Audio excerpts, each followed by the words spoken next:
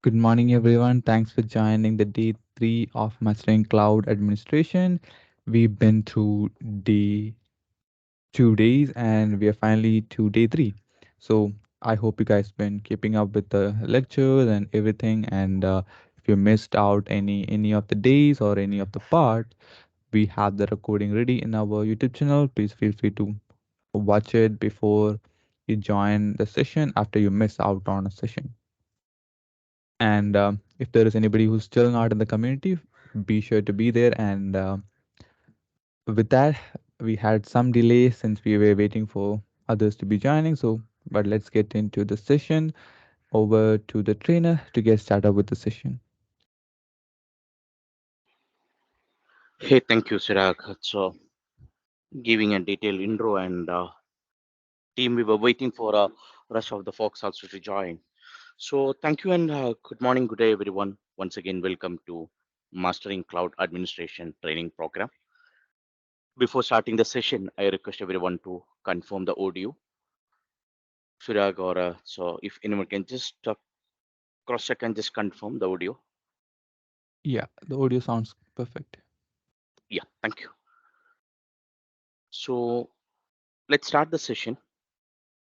So, team, yesterday we have concluded our discussions about Microsoft Azure VM. Yesterday we had a discussion about how do we create a VM or how do we create a server on in a Microsoft Azure infrastructure. We have considered a few important designing aspects also. For example, like if someone want to create a server on in a Microsoft Azure, what are the information needs to be collected, or while creating a VM, what are the information needs to be provided. So we had a discussion around that. Yesterday we understood similar like your on-premises or legacy infrastructure. On an Azure side also there is a few designing aspects or checklist has to be followed. We understood yesterday Azure VM, or it's like any compute resource or any Azure resource if you are taking on in a Microsoft cloud, that's been working in a kind of a OpEx model here. OpEx model means once you use or once you consume service on in a Microsoft Azure, we have to pay the money to Microsoft Azure or Microsoft vendor here. Yesterday we understood while creating a VM, there are few information mandatory we need to be followed here. First information we understood like we need to have a subscription details because it's an OpEx model. So this needs to have a subscription details needs to be provided. So with the help of the you will be able to do a proper cost management or billing of the resource here. Second one we understood when you are planning for implementing a resource. Resource group is the another component which has to be followed here. Basically, like how logically you need to organize your infrastructure because in your organization you may be having a different type or a different variety of the asset will be implemented. It can be belongs to different department or it can be belongs to different geography also. So we need to have a clear idea about resource group. Third thing, it's been like it's about which data center this has to be placed here. We understood like when you are considering Microsoft Azure, Microsoft is having physical data center or data rooms are available across the globe, almost 56 plus regions and 140 plus 146 plus locations Microsoft is having a data centers are available.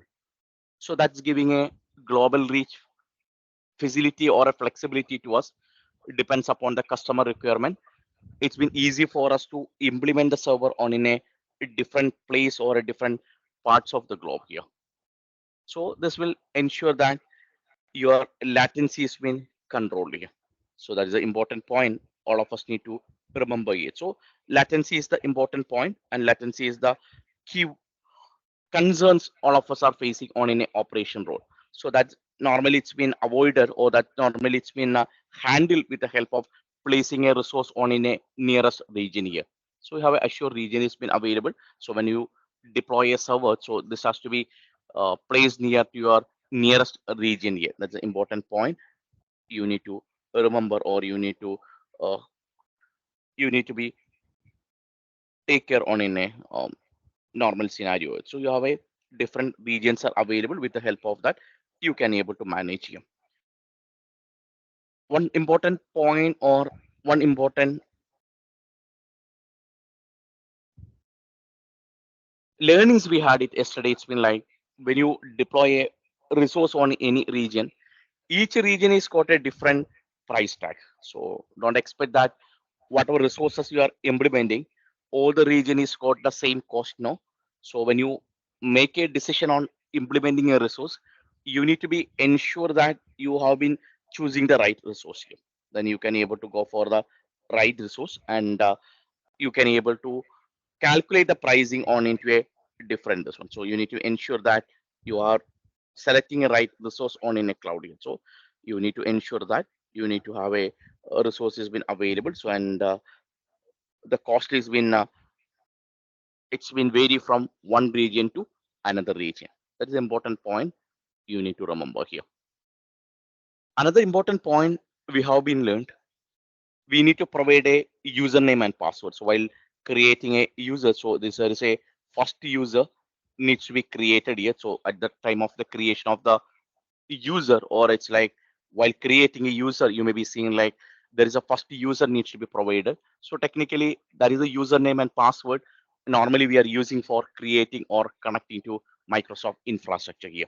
So these are the few basic details. Even you have a, we need to ensure that there is a unique name to be provided here. So that is a point we have learned on in the last day discussion. Also, we found once you created a VM, how do we connect to that server here? Because you may be sitting on in a Philippines or a Sri Lanka or Nepal, and your server may be hosted on in a different parts of the globe here. So how do we handle that one? So yesterday we found there are different mechanism or mode of operations are available. It include connecting using a public IP address. It include using a private IP address with the help of a VPN, or we heard there is an option of gateway server or gem servers are available, or you have a bastion service or a netting or firewall or load balancing. So these are the additional features are available. With the help of that, you can able to do here. So this is the way normally the connection or compute it's been handled here. Now today we are trying to see how do we handle networking components here, or how do we handle additional disk on in a computer here. So before moving on into the adding of a disk or adding of a network interface card, let's go and see how we can able to restart your computer, or how we can able to reboot, or how we can able to shut down your computer, or what are the information which you are normally getting on in your server properties here. Let me implement one more VM here. Whatever VM which we have been created yesterday, this has been deleted. So let me recreate one more VM now. Let me create a new VM, and let me give the name as a production here. So before that, let me see, is there any other resources been available on the portal? Yes, I have one resource has been available. Let me delete this. Just give me a second. Let me delete this one, and let me delete this component.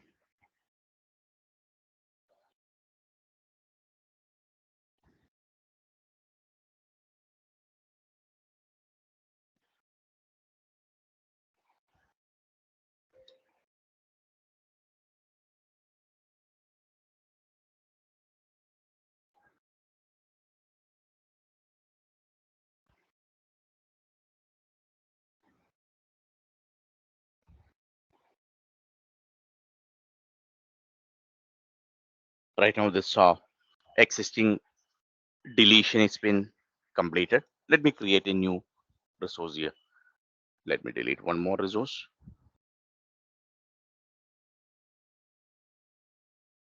Production. Let me give a name called VM1.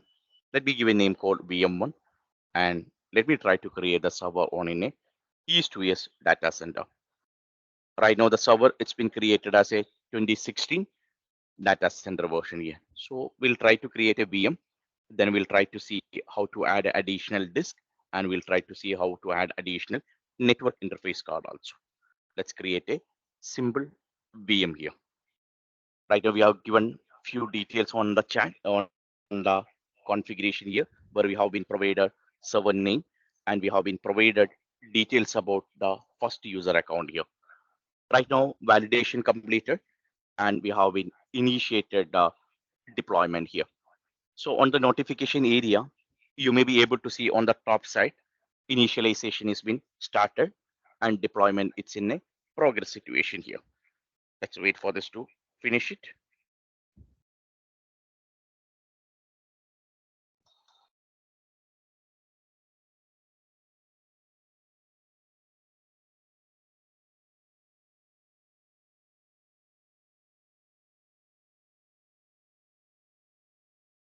Right now the creation it's in a progress here.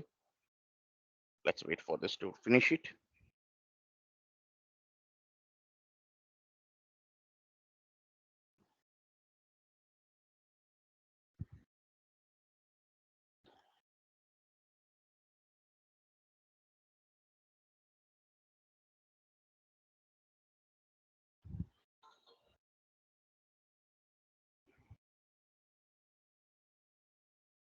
Right now you may be able to see your VM creation has been completed here.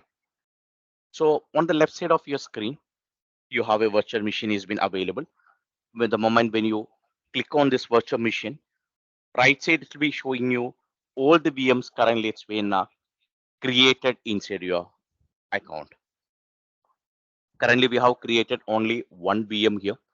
There are some situation I used to see there are some concern has been getting from engineers saying that I have been created a VM and but it's been not displaying on in a portal here.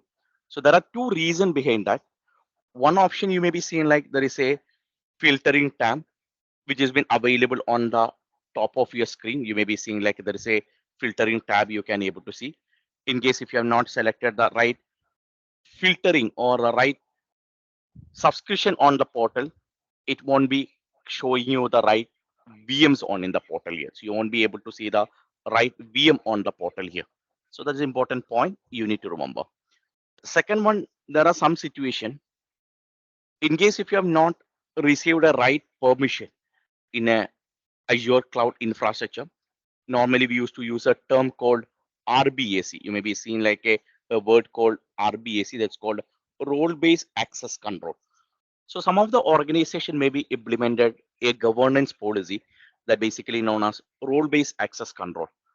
So the global admin or the basically in the olden days we used to use a term called enterprise admin or domain admin, right? So there is a equivalent permitted group is been available on in a Azure also that basically known as a global admin. So in case if there is a global admin, it's given any or it's been set any kind of governance policy inside your organization. This may be defined who can access which resource. That's the way normally the identity management or the ENDRA governance policy normally it's been implemented on in a organization. So in case if you're not seeing a VM on in a portal, this can be two reasons. One, your organization may be implemented some kind of governance policy, or second option it's been like you may be not selected the right filtering tab on in the portal here. So these are the two reasons behind that. Right now you can able to see you have been implemented a VM here. You can able to click on the VM, and once you click on the VM, you may be able to see there are few details about the VM is been displayed here. It can be details about the operating system. It may be able to see like details about resource group or which subscription currently it belongs to and which public IP address or a private IP address currently it's been assigned. You may be able to see like the disk details, the complete information about the server. You can be able to see it on in the portal here. That is the way normally the VM property has been displayed here. Now you may be able to see there is a option you are getting something called as move here. So move is nothing when you create a resource on in a cloud portal, you can able to move, for example, like while creating a resource, you may be created a resource on in a East US data center. Now tomorrow customer is saying like, hey Robin, I need to move it to Australia. or you are getting a concern from a customer saying that, hey Raja, this has to be moved to France.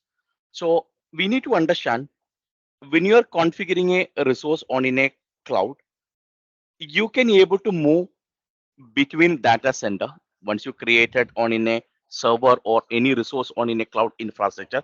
At any point of time, you can able to move resources from one region to another region also. That flexibility has been provided.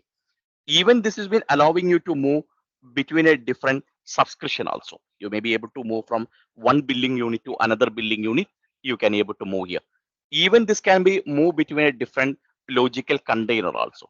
For example, like you want to move from development to production, or a production to staging, or a DMC, like in case if you have a different location or different logical administrative unit is been available inside your organization, that you can able to use it for moving on in a cloud infrastructure. So moving normally is used to do with the help of a three mechanism. One, on properties of the respective VM, you may be able to see the move option here. You can able to click on the move. So this will allow you to move between a different target. You can able to select the source and the target, then you can able to move here. Or you can able to see there is another tool has been available on in a portal, that's called resource mover, right? You may be able to see there is a tool has been available on in a portal, that basically known as Azure resource mover here. So this will allow you to move between a different subscription. It will allow you to move between different resource group, and even it will allow you to move to different region also. So one data center to another data center, or one subscription to another subscription, or one resource group to another resource group. You can able to move between all this one. So right now we are discussing on the properties of the VM. What are the information you are getting here? Now on the top of the screen, you may be able to see like you are getting an option for start or stop or restart also. So there are two ways we use to restart or shut down your computer here. One option all of us may be initiating using with the help of operating system, right? All of us may be already aware that you can able to take a remote connection with in the inside the operating system. The moment when you click on the option called start, for example, like if you take this laptop, if I'm pressing this button called power button right now, you may be able to see on my laptop using an operating system, I have an option of shutting down here, right? If I'm clicking on the power button, this will help me to restart or log off, or it's like allowing me to shut down. This is a kind of option you can able to do. Now, similar way when it is coming on in a Azure VM also. Tomorrow, if you are facing some kind of OS related issues, you may be seeing like in a normally on in a day-to-day operation, server may be not responding, or server is be not pingable, or RDP is be not available, or the server is getting some kind of black screen or a blue screen. On in a legacy or in a on-premises scenario, all of us maybe already handled a situation like using a chassis or with the help of a DRAC console or ILO, you may be restarted, right? Similar way you can able to initiate here also. In case if you are OS ways, if you are not able to do here, here you have option for restarting here. So you may be able to see like you have a restart option is been available here. So right now you can able to see the system is been restarting with the help of a VM here. So that's the way normally the configuration is been done here. I can able to see there is a one question from Navindu here. In case if you are removing any uh, more moving a resource from one location to another location, will it face any kind of backup issues? Definitely, Naveen, you may have to reconfigure your backup policy in case if you are using a Veeam backup, or in case if you are using a Symantec or a Veritas backup, or even if you're using a Azure backup, we may have to reconfigure the backup policy, or it's like backup configuration you have been defined here. So that's important, or the dependent configuration or dependent part you may have to reconfigure it here. So that's the way normally the configuration has been done on in the cloud infrastructure.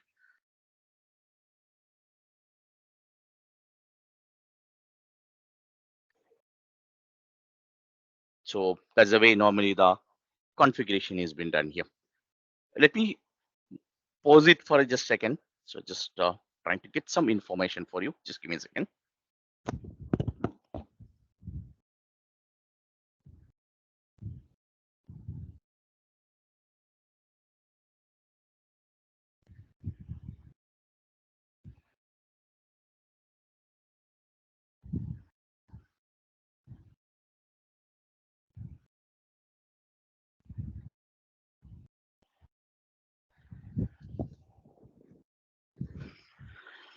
So answering to Navin's question, you may have to reconfigure your settings here.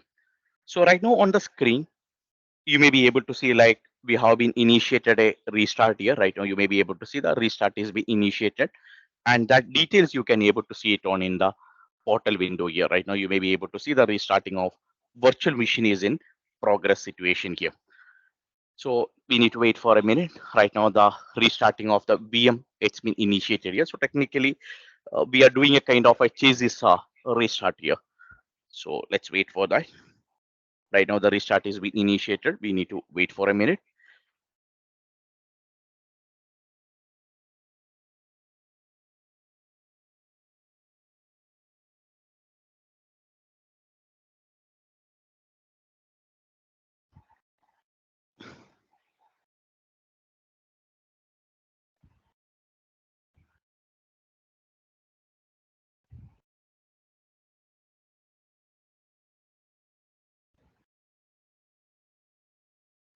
Right now the restarting of the VM, it's in a progress situation here. We need to enable this for just for a few minutes.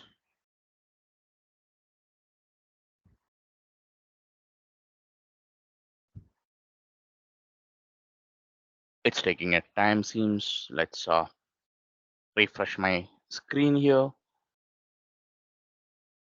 I think it's been already in some progress here. In case if you want to shut down your computer, you can able to click on the stop button. So it's been forcefully it's been shutting down your VM here. You may be able to see you have option has been available where you can able to see like forcefully you can able to reboot or you can able to shut down here. Right now it's been creation here. Right now you can able to see stopping of the VM. Currently it's been progress here. Let's wait for this.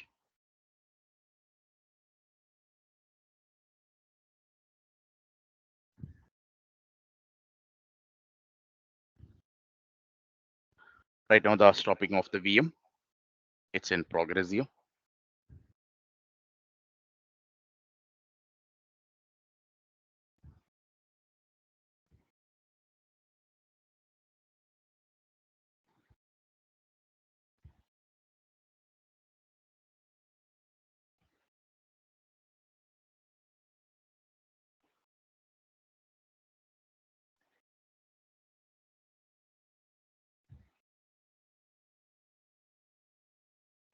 Right now the stopping of the VM, currently it's in progress here. Yes, right now you can able to see on in the notification area. We got a confirmation the VM is been moved on into a stop situation here. So you may be able to see the status of the VM on in a portal here. Right now you may be able to see currently the VM status is moved as a stop condition here. Right now on the status stage, you may be able to see it's like it's been moved as a stop mode here. So this is the way normally the VM management is been done on in the cloud portal here. So you may be able to see like on the portal, you can able to give the stop or a status, this kind of details you can able to see here. On when you're moving on into the old resources, you may be able to see like along with your VM, you may be able to see all other dependent resources has been created here. So you may be able to see like along with your VM, you may be having a disk or network interface card or public IP address, network watcher or other security group or other components also it's been created automatically here. So you can able to see all these informations are created automatically along with your VM here. So that is the way normally the configuration has been happening, or that's the way normally the implementation has been happening here. Now, how do we delete a VM here? That may be the another question all of us may be looking here. In case if you want to delete a VM here, there are two ways we can able to do here. Let me create one more VM here. Then you will be able to understand that one. Let me create another VM. Like I'm just trying to create a production one. So server one. Let me give a name called server one. Let me create another VM here.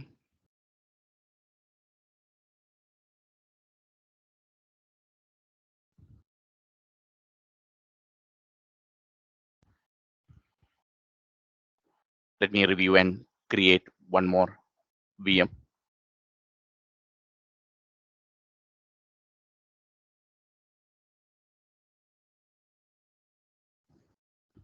Let's create a server here.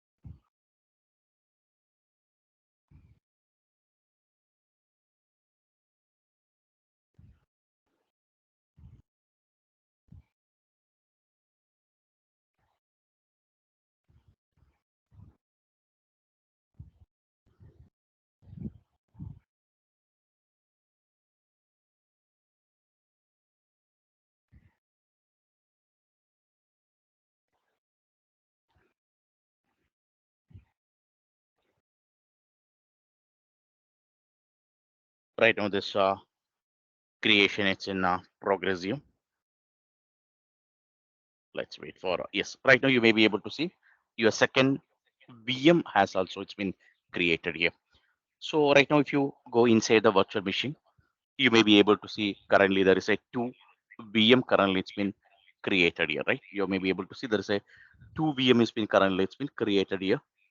One VM it's been given or it's been configured as a server one here, and the second one you may be able to see like it's been configured with a name.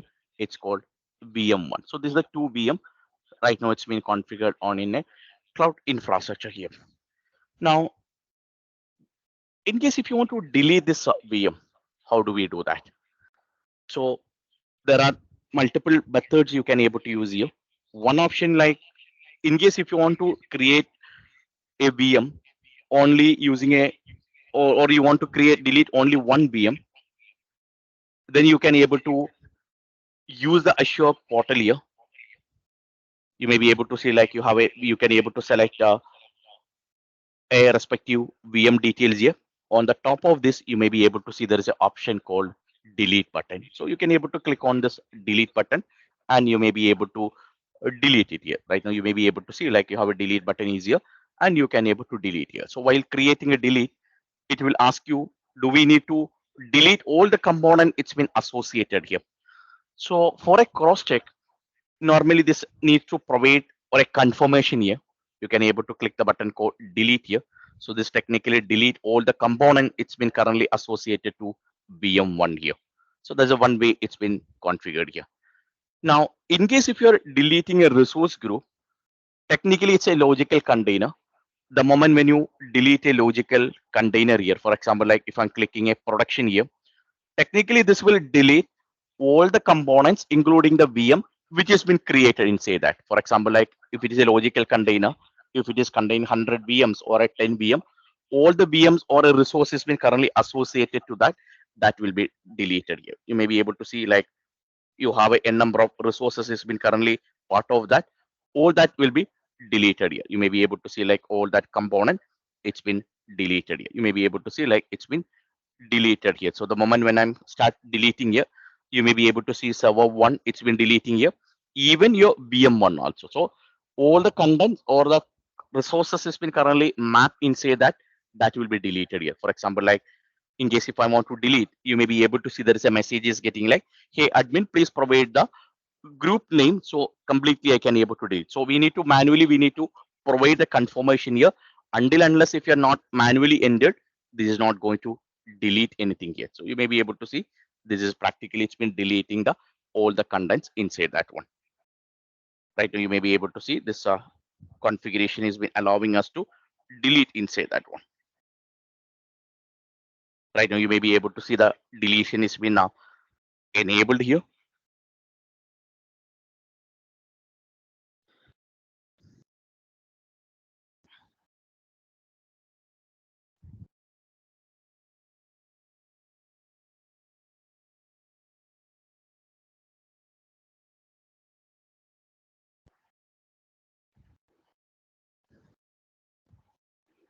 Right now the deletion it's been progress here.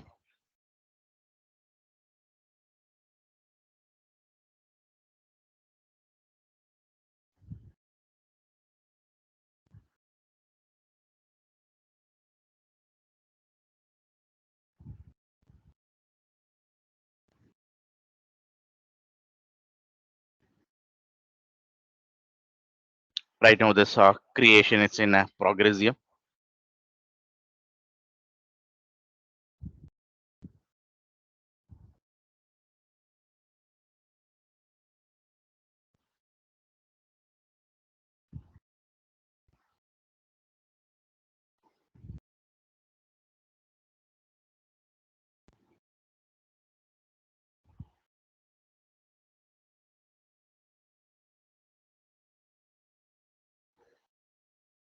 Right now, creation it's in a sorry deletion it's in a progress here.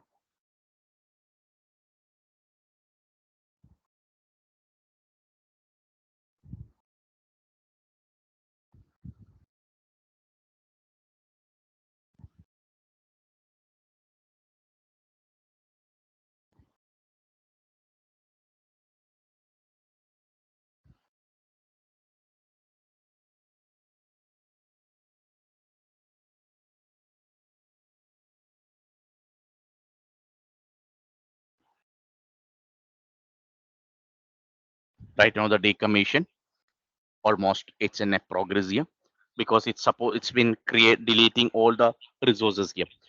In case if anyone want to remove your VM using a command prompt or in a PowerShell, normally this is the command we are using here. So you may be able to see like this is the command you normally you can able to use it here. So you can able to use it here. So with the help of that, you can able to do here. Now I can able to see there is another question from Navendu here. It's asking like how do we enable a safeguard mechanism on in a cloud infrastructure? Navendu, it's like basically it's been done with the help of a concept called resource lock here. Now, Indu, I hope you can able to see there is a button you can able to see here, something called locks here, right? So you can able to lock the system here. Right now, I have been enabled a deletion here. So you can able to lock it here. You will be getting an option for add a lock here. This will help you to configure in a two mode. One is called delete lock. This normally it's been like prevent any kind of deletion of your resource here. And you can able to do a modification also. And you have another option has been available. You'll be getting something called a read only mode. It will block or it's been like lock in case if you're doing any kind of deletion. Even this will won't allow you to make any kind of codification modification also. So that's the way normally the configuration is been doing. In case if you want to configure using a PowerShell, I'm just pasted on in a chat the PowerShell command. With the help of a PowerShell command, you can able to lock your resources here. So this will help you to do all kind of safeguard of your resources here.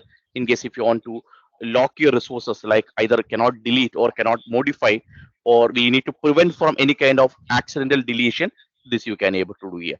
Even by default, you may be seeing like when you go for deletion of either on a resource or a resource group, it's asking for a manual confirmation here. Otherwise, it won't be deleting it. So that's an important point.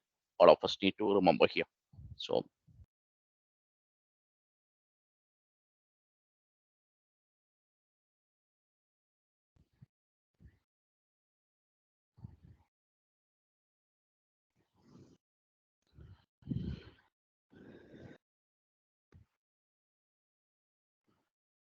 so I hope this question has been answered. And any further question on that topic, I hope all of us are clear about how do we delete or how do we prevent accidental deletion also, right? So right now you guys may be seeing like how we deleted a resource group. Right now you may be able to see all the resources currently it's been associated to that it's been deleted. Yes, see all the resources which you have been created a VM or like we have created anything on in a VM, it's been automatically it's been deleted from here, right? So that the way normally the deletion has been happening on in a cloud infrastructure. I hope this point has been clear to everyone. Any questions? If you're good, can you comment it on the chat window? Request you to post your questions, and if you're good, you can comment it on the chat window.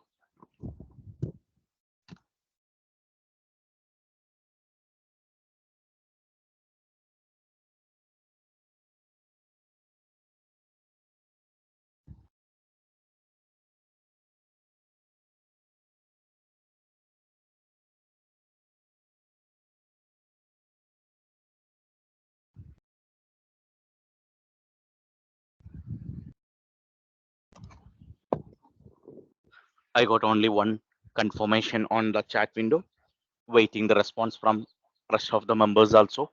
If you're good, please mark it yes, or it's been good. Thank you, Nalin. Thank you, Harsha.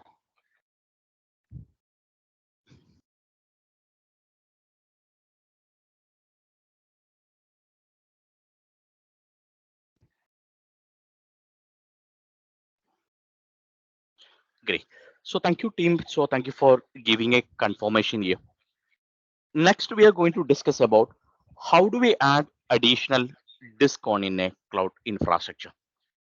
Currently, we have seen while creating a VM, how many disks it's been by default it's been created. You may be seeing like we have a C drive and D drive. These are the two disks currently it's been created here, right? So you have a server is been available. So you have a server is been available.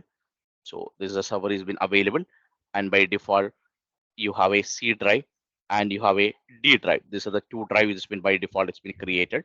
So one it's been created as 127 GB if it is on Windows operating system, and second one it's been page file. Normally it's like 16 GB to 30 GB is the normal size it's been created here.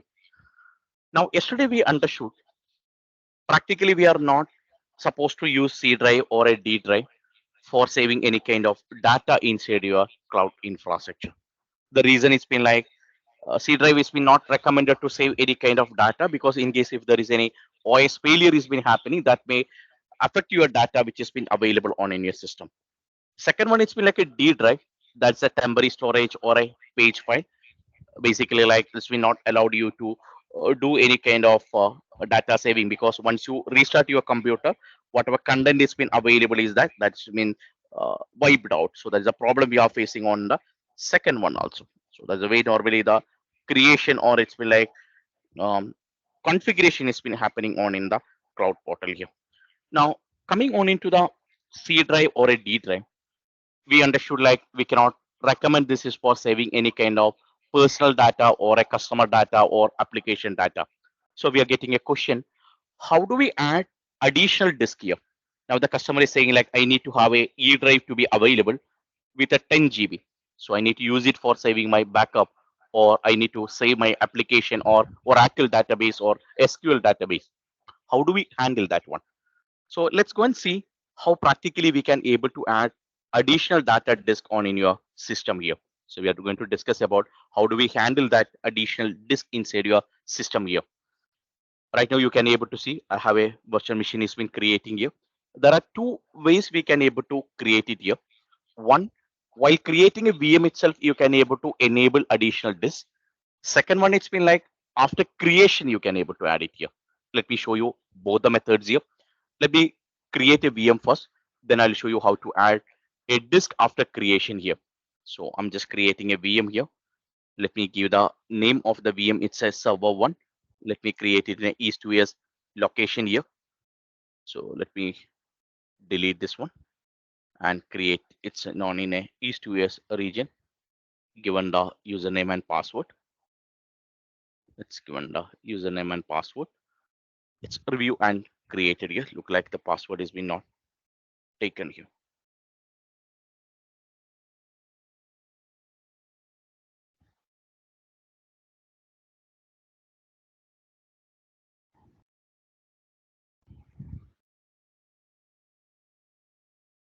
Review and create here.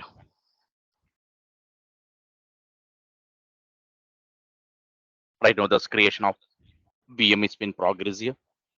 Let's wait.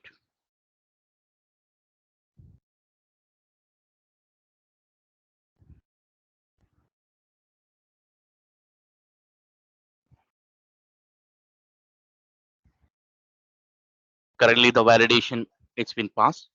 Enabled a deployment.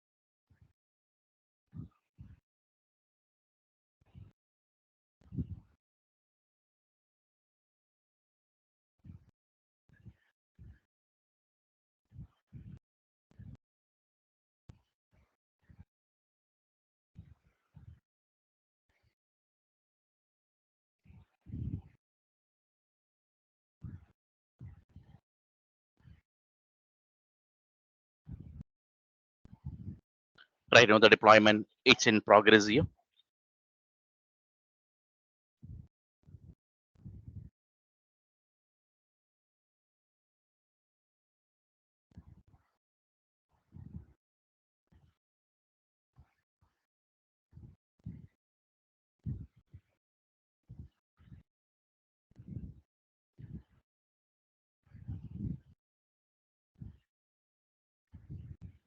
Right now you may be able to see like creation has been completed here.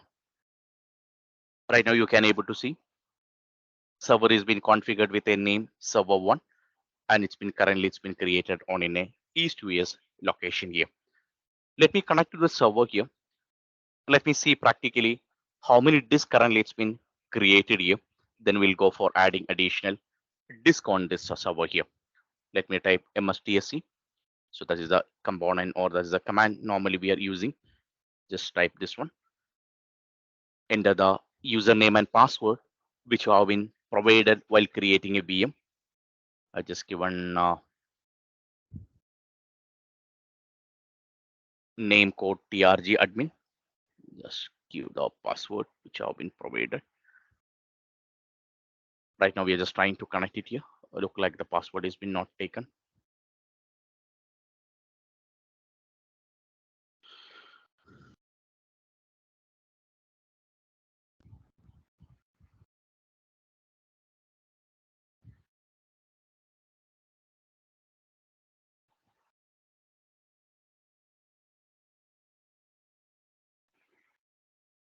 Password has been not taking. So let me do one thing. Let me reset the password here. So whatever password we have been given, unfortunately it's been not taking. So let me reset the password here. Look like something went wrong. So let me reset the password. Um, Reset the password.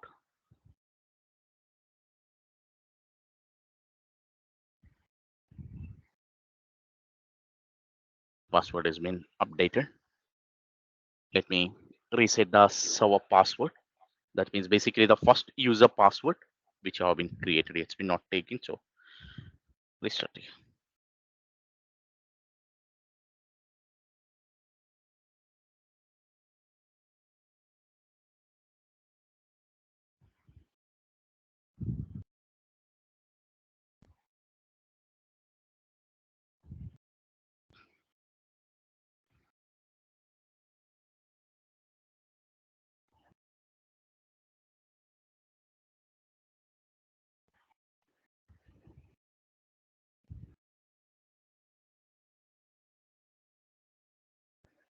Right now the password request has been completed. So let me connect it once again.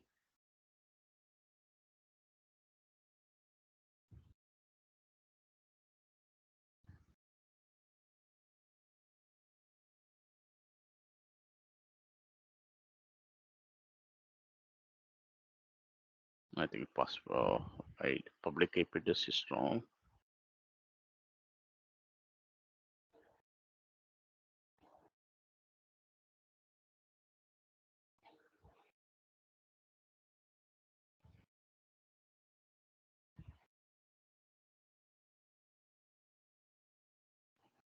Right now the creation, it's in progress here.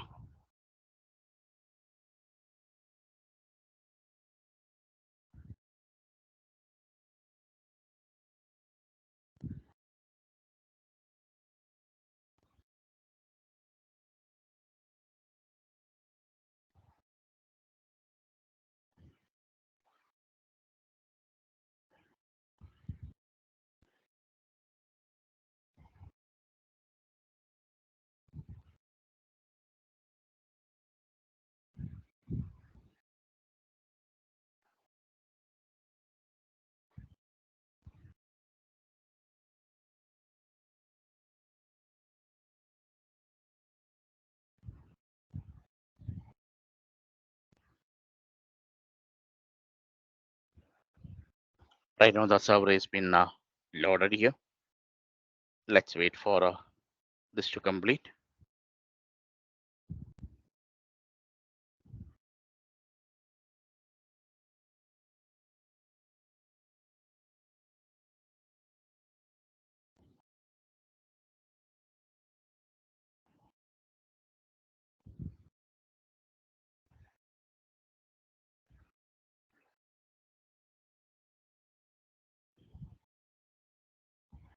Right now, you may be able to see the server has been connected here.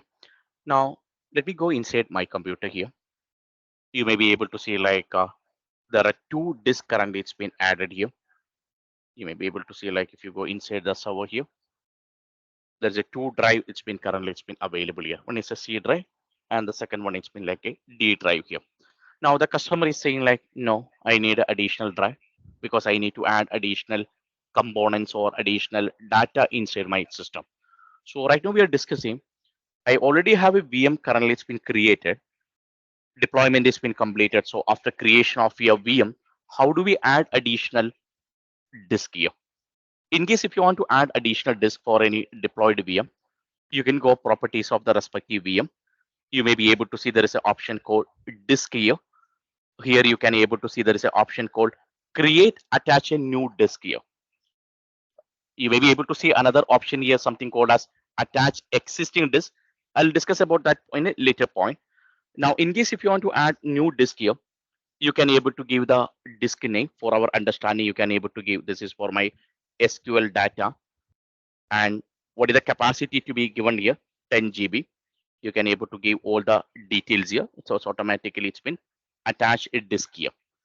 So on in a portal, whatever name you are giving here, that's for our identification. Because tomorrow, if Raja may be created one year and Alexander or Pranda has been trying to troubleshoot this one, you need to understand why this disk has been created, who has been using that one, right? So better you can be able to give a unique name. So other administrator or other person also able to understand that one. Right now, you may be able to see there is a disk has been added. It's been using for the SQL purpose here. Currently, you can able to see on in a server one, you attach a SQL disk with a capacity of 10 GB here, and it's been updated also. See, it's been updated to a virtual machine. Now let me connect to my computer here. You may be able to see I connected to the same server which have been made a configuration change here, but you're not able to see a SQL disk here. What will be the reason that why this has been not showing on in the portal here or on in the operating system? Team, can you just comment it on in the chat? You may be able to see we have been attached a disk on in a VM here. So technically you have a server has been available here. So you what you have been done, you have created a 10 GB disk and you have been attached here. So right now you may be not able to see inside your operating system. The reason is OS has been not accepted this one. You may be attached to your VM, but OS has been not utilized or OS has been not initiated this one. So what normally you need to do here is at any point of time, if you're creating any disk, you need to go inside disk management administrative tool. Inside this tool, there are two tools normally we are using on in Microsoft operating system. One it's disk management tool, and the second tool it's like a disk part. These are the two tools normally it's been available here. You may be able to see right now we are getting an indication here. It's giving a message, hey admin, using a Azure portal, there is a disk has been attached. Do you need to initialize this or do you want to use this one? So I need to say yes. Then only this has been operating system has been start using that one. So it's been initialized here and you need to do all the partition, everything here. Until unless if you are not given any drive letter or you are not configured any kind of volumes or details here, it cannot be used on any system here. So you need to create it here. You may be able to see you have a option has been available where you can able to create it here, right? You maybe create a partition or mounting or all this detail has to be provided, then only you can able to utilize on in the system here. Right now the creation it's in progress here.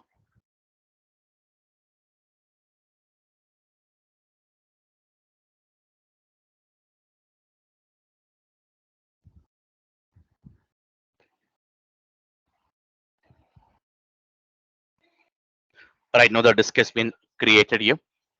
Right now you can able to see on my computer your disk it's been given here, right? You may be able to see disk has been configured here, right? You may be able to see disk has been attached here.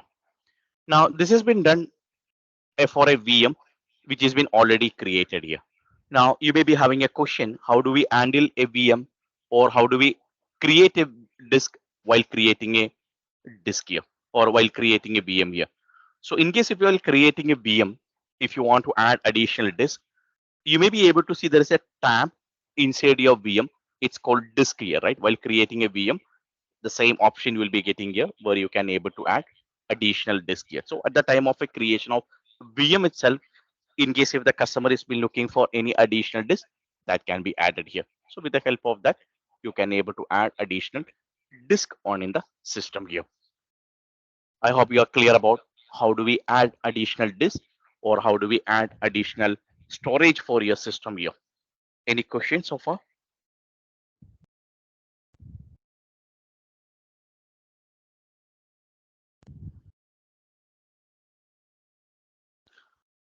Great. So let's take a small break, and after a break, we'll be moving on into the networking aspects of your Azure here. Let's take a small break and come back. Thank you.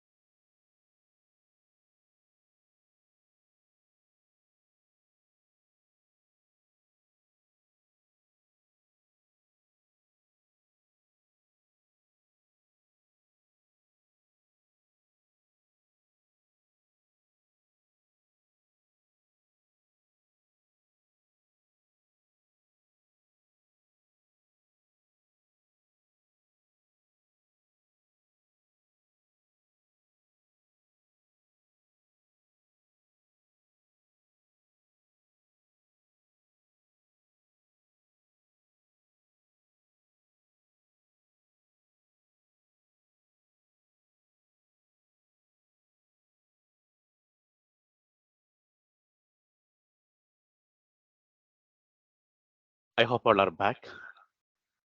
Requesting you to confirm through the chat option. I can see there are two questions which has been posted on the chat. One, it's been like, can we request for a video recording of this webinar? Yes, the recorder session will be uploaded on in the YouTube channel, and it's been uploaded on in the Discord channel also. So you'll be able to access at any point of time. Tomorrow, if you want to do some reference and if you want to retake this webinar, you can able to refer that link. Second one, it's been like, I can see there is another question from Nori here. If we add additional disk before creating a VM, do we need to still use the disk management tool to mount the storage here? Nori, rather than I'm explaining here, let me show you in a practical way here. Let's go and see practically what will happen if you create a VM and while creating a systems like possible of adding additional disk and do we need to use a disk here? Let me ask this Nori's question rather than explaining verbally here. Let me show you it in a practical way here. Nori, let me create a server here. Server name. Let me give it as a VM. Let me give it as a web server here. Let me give a name here. It's called web server here. It's being created in a east to west location. Given the basic details, server name, username, and password.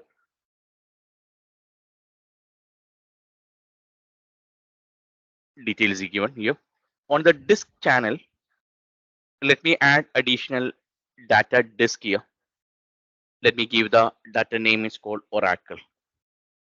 Just given a Oracle data is here. Review and created here. So Nori, I've been created a VM. While creating a VM, as you said, we need to looking for an additional disk that is been attached here. So now let's go and see practically how we can able to add additional disk here. Let's wait for this to finish it.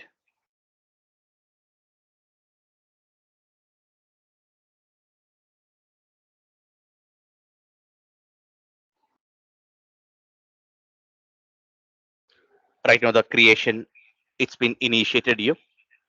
Let's wait for this to finish it.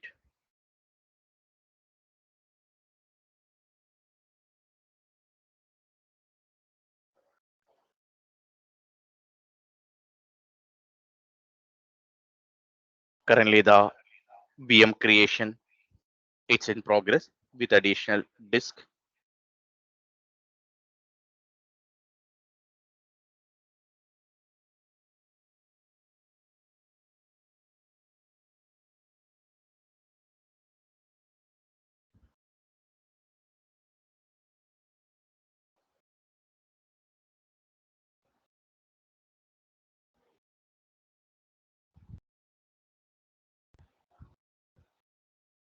Currently the deployment, it's in progress here.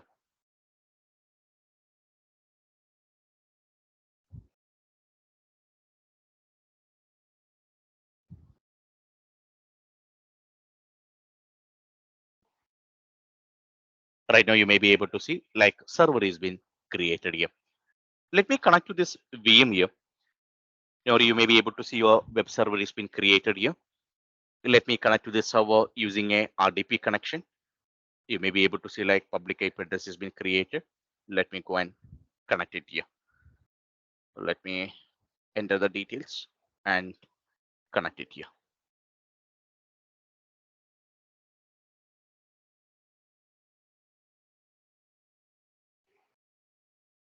Enter it here and connect to this web server here. Right now the remote desktop connection has been created here. Yes, you may be able to see the server is been connected here.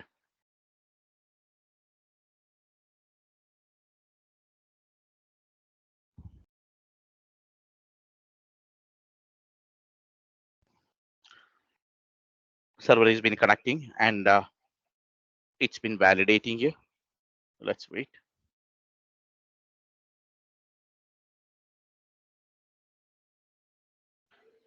Let me go to the my computer. Nori, can you just explain me how many disks are currently it's been showing you? Let's be loading here.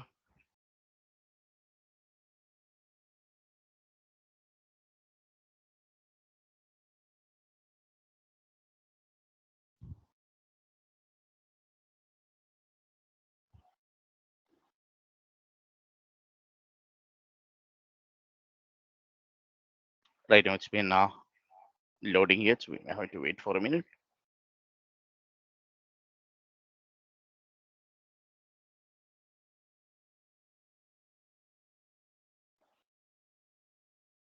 Yes.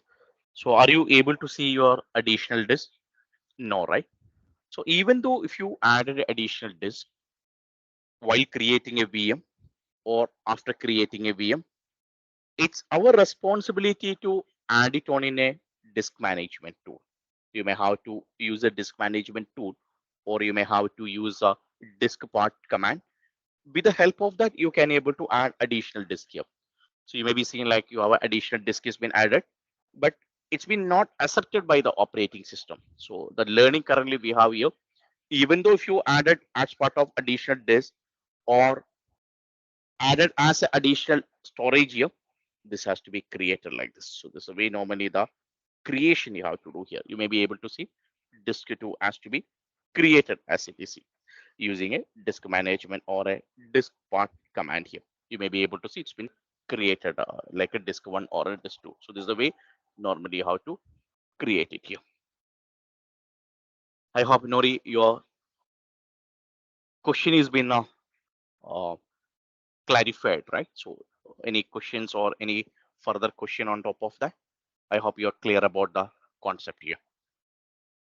Now, let me move it on into a networking session here. Let me give you a scenario here in a on-premises scenario. In case if you want to connect or communicate different resources on in a existing network. For example, like you have a network, it's been need to be created on in your on-premises. Let me give you a scenario like you have a on-prem infrastructure has been available, and you want to ensure that there is a two device needs to be configured here. How normally you have been connecting? You may be taking a server using a cable. Basically, we used to call it as a RJ45 cable, and you used to connect it, or it's be like connect either straight method or a cross method, or you may be using a inter networking device also, right? If you are connecting directly, you may be using a Ethernet card, or we used to use a term called network interface card, or we may be using a term called Ethernet card, or some of the organization maybe added additional network card also for making a connection here, or you may be using like you may be having a servers are available. This may be connected to inter networking devices. You may be seeing like a hub or switch or router kind of inter networking devices are using. With the help of that, you can able to make a inter networking of your devices. So this is the way normally the connection is being done on in a on premises scenario. Now, in case if you want to make any kind of a network or inter networking here, one of the key component you are going to use, it's going to be your network interface card. It's not that only network interface card is been sufficient. No, you may have to have different components are required. For example, like you need to have a network interface card, you need to have a RJ45 cable, you need to have an IP address, you need to have a MAC address, you need to have a hub or switch or router, or you may have to use a routing protocol. There are many physical components or a virtual components it's been participating for making a communication or a connection here. So one of the key important component normally we are using on in a communication is going to be your network interface card. When you are taking a on-premises scenario, this has been connected on in a backside of your server, or you may be seeing like it's been connected on in a motherboard, basically on in a PCA slot or a PCA Express slot. Olden days, it's been connected on in a ISA slot also. Now, when it is coming on in a cloud infrastructure, how do we enable a network interface card? When it is coming on in a cloud infrastructure, this has been configured in a kind of a vNIC mode here. It's called virtual network interface card here. Technically, you are not using any physical card here. You are using a virtual network interface card on in a cloud portal here. So that's the way normally the connection has been coming here. You have a virtual network interface card has been available and it's been used on in a cloud portal here. So you have a virtual network interface card has been available and it's been connected on in a portal here. So let's go and see how a virtual network interface card is been configured on in a cloud infrastructure. Currently, you can able to see we have a server is been available on in a portal here. Let me go inside a operating system, inside your network connection. You may be able to see how many network card it's been configured here. You may be able to see there is only one network card currently it's been placed here or it's been available here. So there are some situation customer may be thinking like you may be able to see like in an operating system you have only one network card you can able to see, and even if you go properties of the respective VM on in a cloud portal also, for example like if you take a web server on in a networking tab, you may be able to see like you have a one network interface card. It's been currently it's been configured here. You can able to see there is a one network interface card. It's been supported here. Right now you may be able to see there's a one network interface card. Currently it's been available here. See there is a one network interface card. Currently it's been available on in a portal here. So only one network interface card. There are some situation customer may be looking for an additional network interface card. You maybe heard about a concept on in a IT infrastructure, something called as NAC teaming here. You maybe heard about a concept called NAC teaming. What is the purpose of NAC teaming? Have you heard about a term called NAC teaming? Can you comment it on in a chat? What is the purpose of a NAC teaming? It's called NAC bonding. Some of the organization may be using like NAC bonding. There's another team using here. So you may be able to use like some of the organization may be using another word. It's called NAC bonding also. Some of the organization or some of the members may be using a term called NAC bonding. So technically this has been using, there are a couple of purpose, basically like a for purpose normally I have seen people are using this one. One option, if you take NAC bonding or NAC teaming, first purpose of it's like it's been using for a load balancing. In case if you want to distribute whatever network traffic which has been coming on into your system, if you want to distribute between two multiple network interface card, then you can able to use a concept of load balancing. So rather than using a single network interface card and making a bottleneck of your one network interface card, for a better network efficiency or a better utilization of your network resource, you can able to use multiple network card. Means you will have a one server is been available. It's been configured with a two network interface card, and this has been connected to the internet network or a internal network. So whatever traffic is been coming, that is been equally balanced between a two network interface card here. Second one, it's been using for fault tolerance here. For example, like it's been like a failover mechanism. You may be able to heard about a feature called failover, right?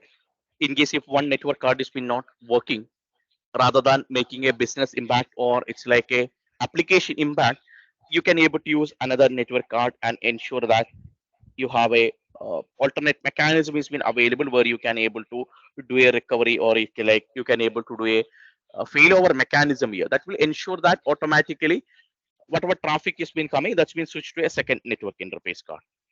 Another one, it's been like it can be able to use for a redundancy purpose, like you have a high availability or it's basically like a high availability or redundancy has been available.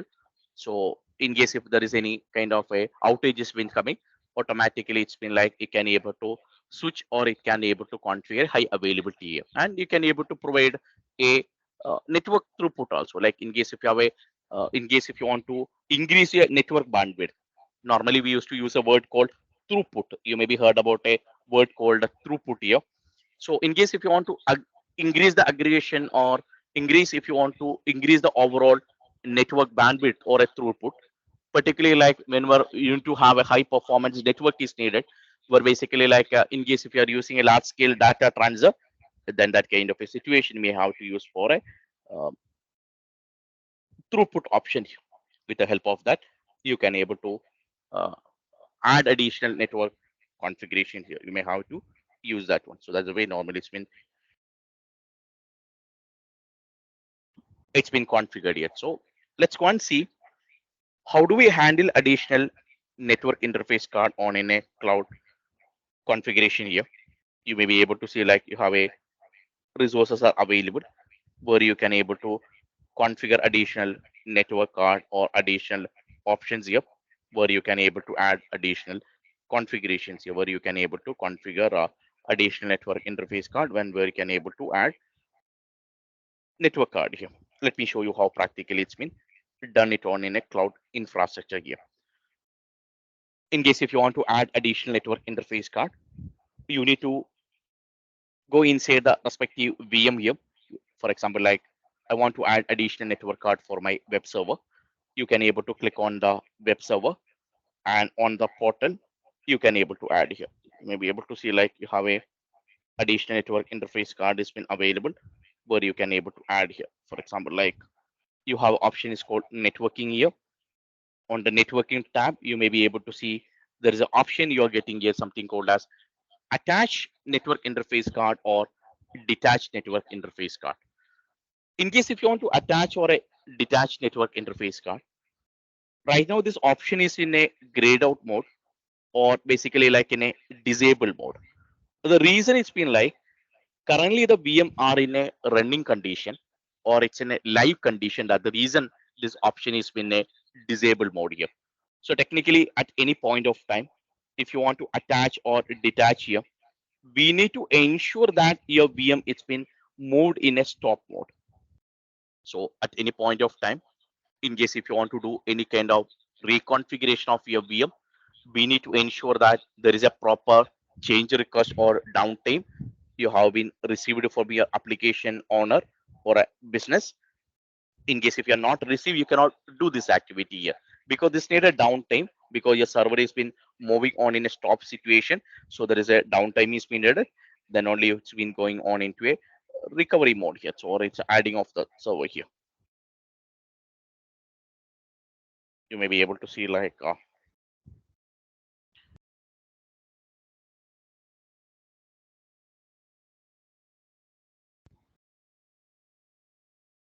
right now this VM has been on in a stop situation here. Yeah, you may be able to see like you have a resource has been available. It's been on a stop condition. You can able to go to the networking tab, and right now you are getting an option for attach network interface card. Here you can able to attach additional network interface card. You can able to give it as your own name, for example, like a backup or whatever information you want. You can able to add here.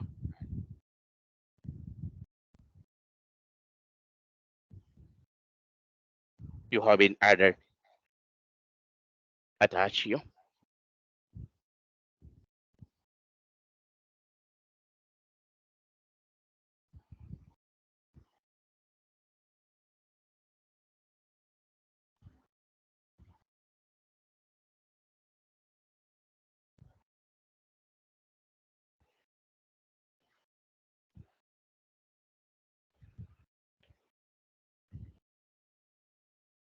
Right now this adding additional network interface card.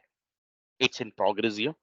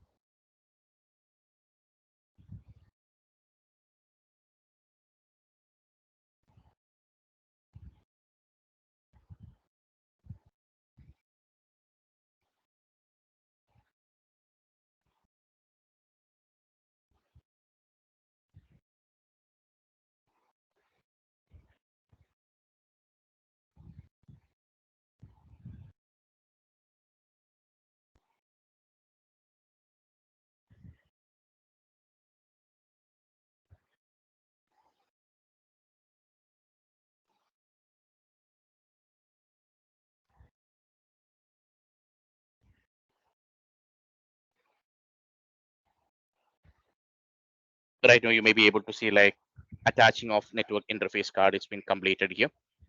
Let me power on my VM here because currently while creating a NIC we have been mode your computer on into a stop condition. So let me enable it here.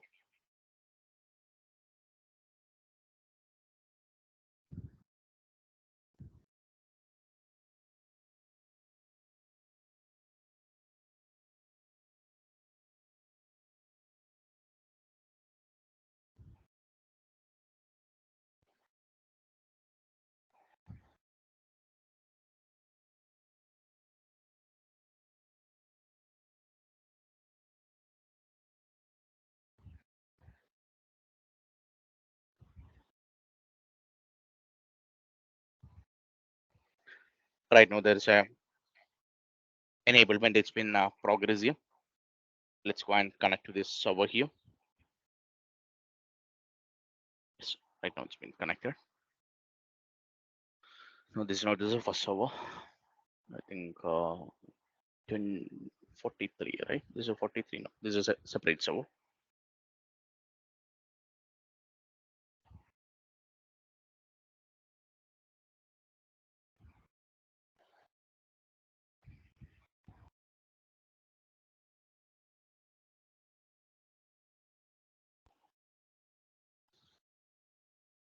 Yes, right now the server connection is in progress here. We have been added additional network interface card here.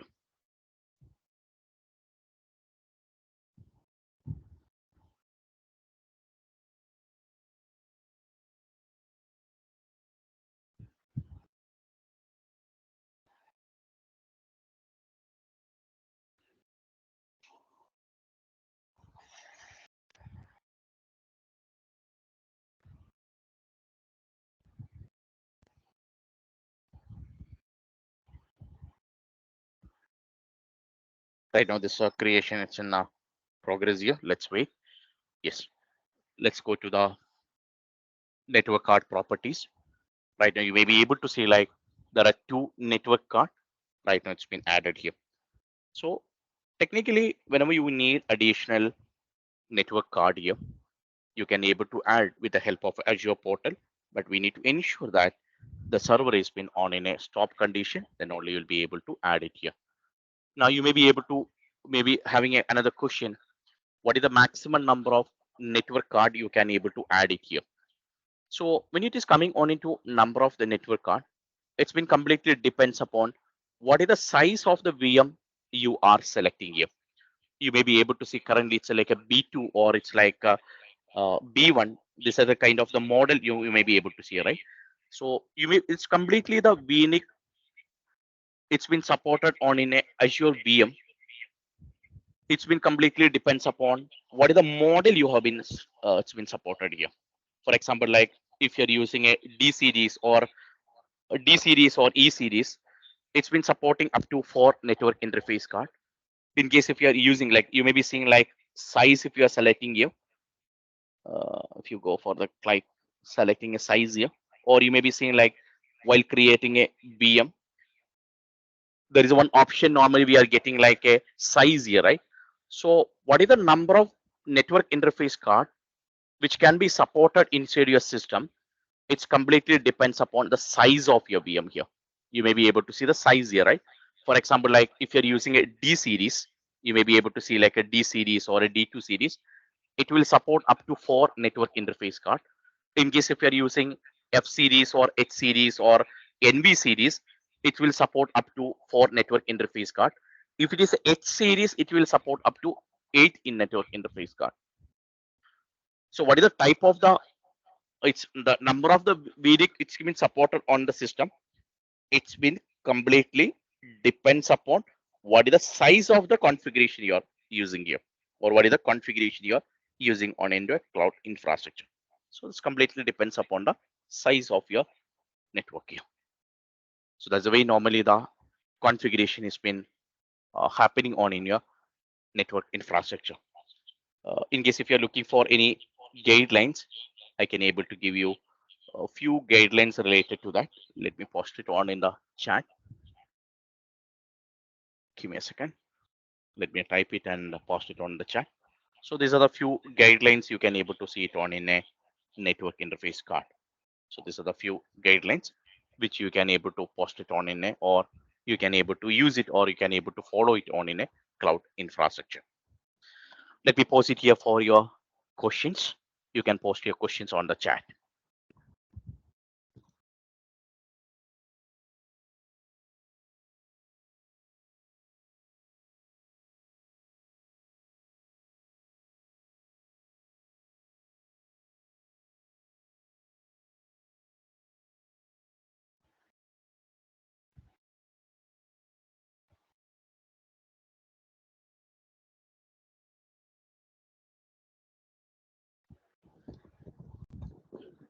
If you're good, you can able to mark it is good. And in case if you have any question related to network interface card or storage, you can able to comment it on the chat here.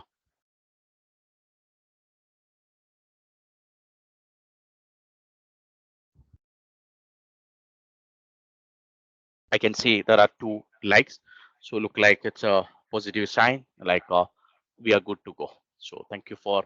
I can see there are a few likes buttons been coming up. That's been great. Waiting for the rest of the folks also to just answer it here.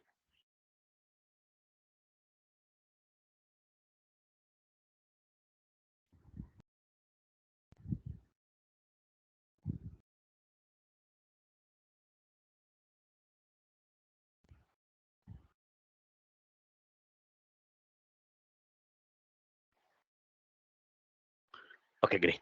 Now you may be able to see like you have a server is been configured here. There is a network interface card also it's been configured here. Next we are going to discuss about how do we assign IP address here. Right now we have a server is been available. You have a network interface card is been available. Now how do we enable IP address here? That is the next question you are discussing here. So you can able to see like how IP address can be assigned to a system here. That is a discussion right now we are doing. You may be already heard IP address are classified as a IP version 4 or a IP version 6 here.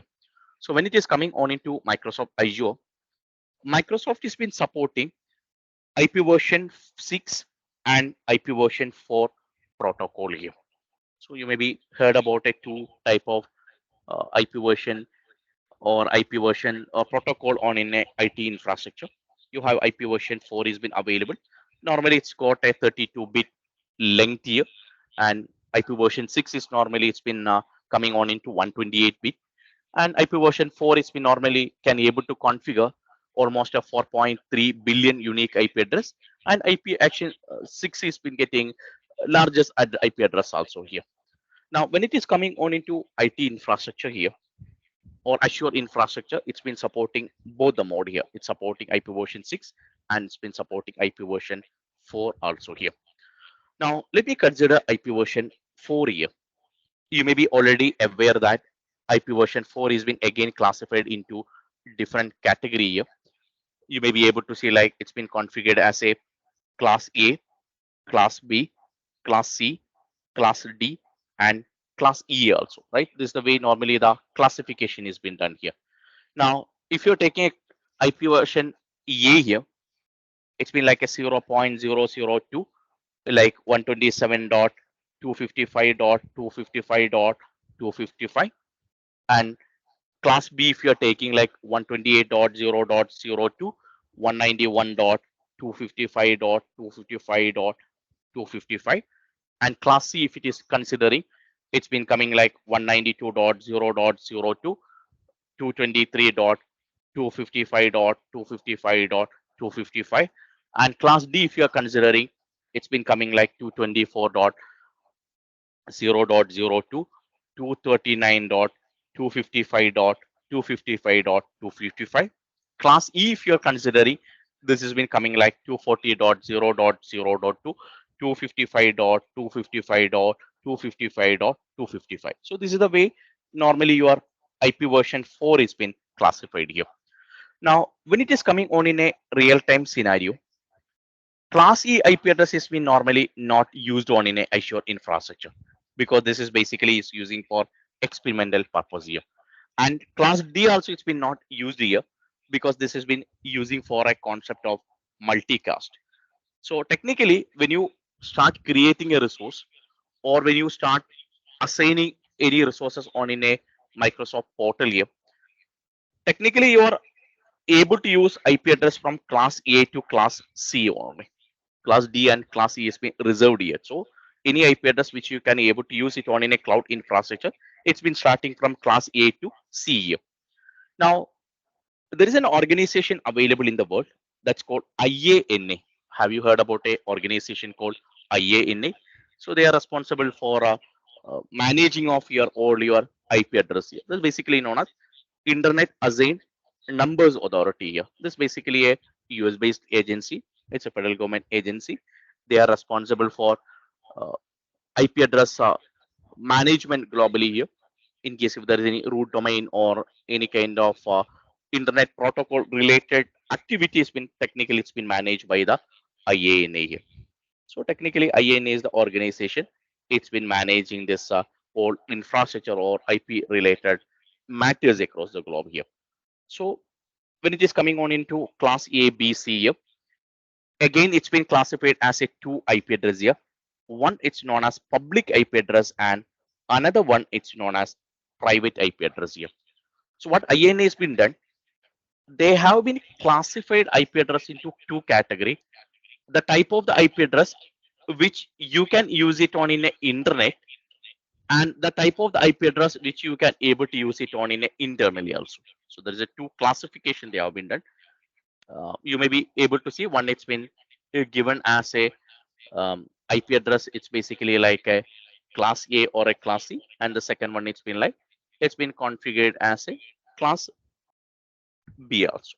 So, sorry, public IP address and private IP address. So this is the way normally the classification is been done here. So you may be able to see like you have a class A or a class B. Class C is been done. So with the help of that, you can able to manage here. Now you may be getting a question: what is the difference between public IP address and private IP address here? So any IP address which you can able to use it in the internet, that basically is known as a public IP address here. So whatever IP address which you can able to use in the internet, when it is coming on in a network terminology or network point of view, any IP address which you can able to route in internet, that technically is been knowing as a public IP address here. So when you are considering a public IP address and private IP address, if you take a private IP address, I'm just giving a scenario here, like you have a private IP address. When you take a private IP address, 10.0.0.0 into 10.255.255.255, 172.16.0.0.02, 172.31.255.255, or 192.168.0.0.2, 192.168.255.255. So these are the set of IP address which you can use it internal network. Can you do one thing? Can you go to a command prompt and type a configuration? It's like on in a salary here, or it's not salary, it's like IP address here. Can you just type it on in a chat? Can you just go to a command prompt and type a command called ipconfig, and can you post the result on in a chat window?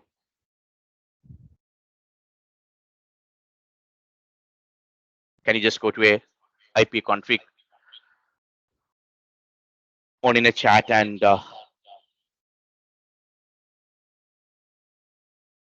ipconfig, and can you just post your result on in the chat?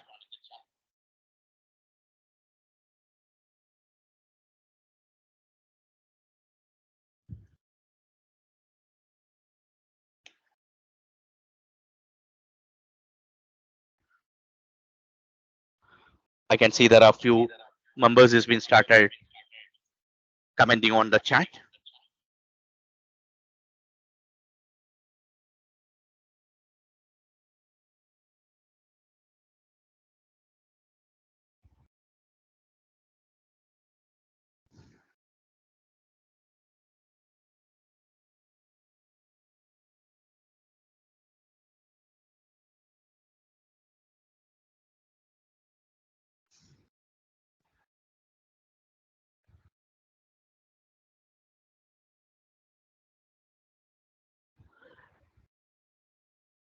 you may be able to see like, yes, you may be able to see there is a pattern here.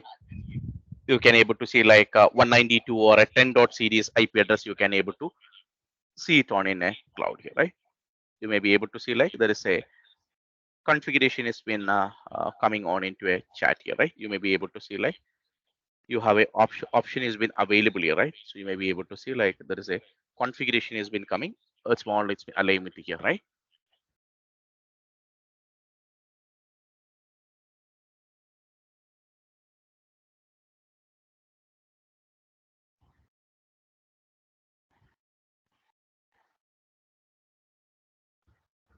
Yes. So you may be able to see the how the IP address has been assigned internally here, right? That the you may be able to see the configurations on in the portal here. So let's go and see public IP address, how it's been assigned here. You may be able to see like when it is coming on into a public IP address, how the public IP address has been coming to a picture here. Any IP address which has been starting public IP address, the IP address which you can use in the internet, that's basically known as public IP address here, like 1.0.0.0 9.255.255.255, 11.0.0.2, 126.255.255.255, 128.0.0.2, 172.50.255.255, then 172.32.0.0.2, 191.255.255. Then you can able to see like 192.169.0.2, 223.255.255. So these are the public IP address normally we are using on into a system here. So any IP address which you can able to use it on in a internet, basically any IP address which you can able to route in internet, that basically is known as this one. Let me give you a link here. Can you can, in case if you want to check IP address here, your public IP address, you can just check on this link here. So this will give you a insight here. You, in case if you want to check this link, you can able to type it here. You can just click on this link here. You can able to find out what is the public IP address here. Can you comment it on the chat? You may be able to see like everyone is got a unique number here. Now in the previous situation, when you done a investigation of your private IP address, even you maybe all of us maybe got a sim IP address, right? You may be connected from Philippines or Nepal or India or Sri Lanka or any other country. You may be seeing like there is some IP address has been you. It's been same IP address you are getting on all everyone here, right? Now when it is coming here, you can able to see that difference.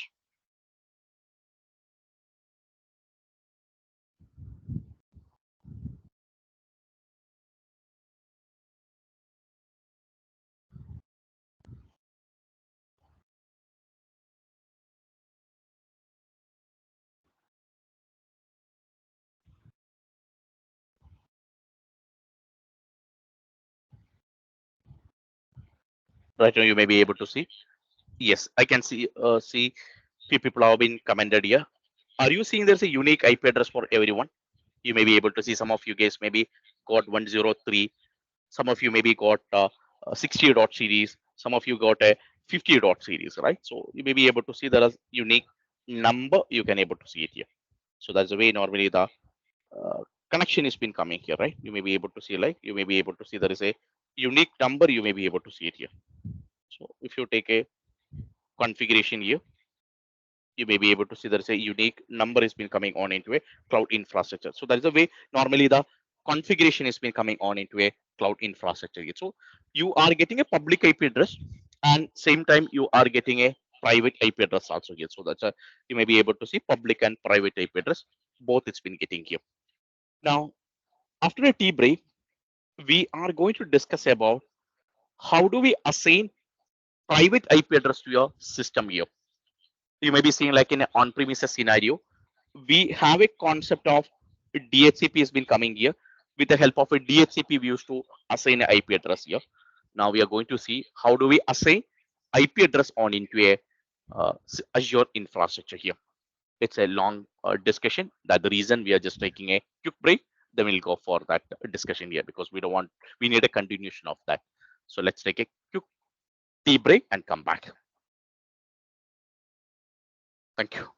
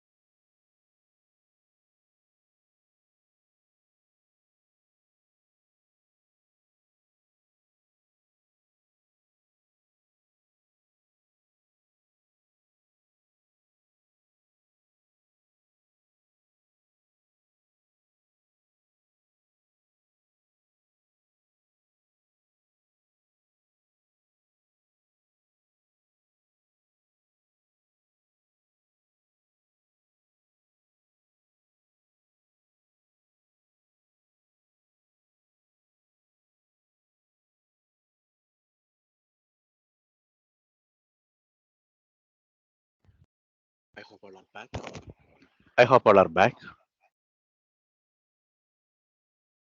Requesting to comment on the chat. We are given a small tea break. It was been long session, so it's sort of giving a small break. So it's been next session is going to be a little longer one. Great. So you can write the next heading. It's called networking. We are trying to understand about how networking has been configured on in a cloud infrastructure, how practically IP address can be assigned, how practically we can able to enable a networking on in a cloud infrastructure here. All of us may be already aware that without IP address, you won't be able to make a communication inside in your cloud infrastructure here. We understood like public IP address and private IP address. There are the two categories been available here. Let me remind you on premises or a legacy model of infrastructure here, how practically it's been configured on in a legacy model here. Now, in a legacy model, in case if you want to assign IP address, we used to use a two method here. One method it's been like all of us may be knowing, it's called manual method, and the second one it's been like a method called automatic method, right? You may be having a concept of a DHCP, right? You have a DHCP certificate, or it's like a dynamic host configuration protocol. This the another concept is been using here. So with the help of that, you can able to manage, or with the help of that, you can able to assign the IP address here.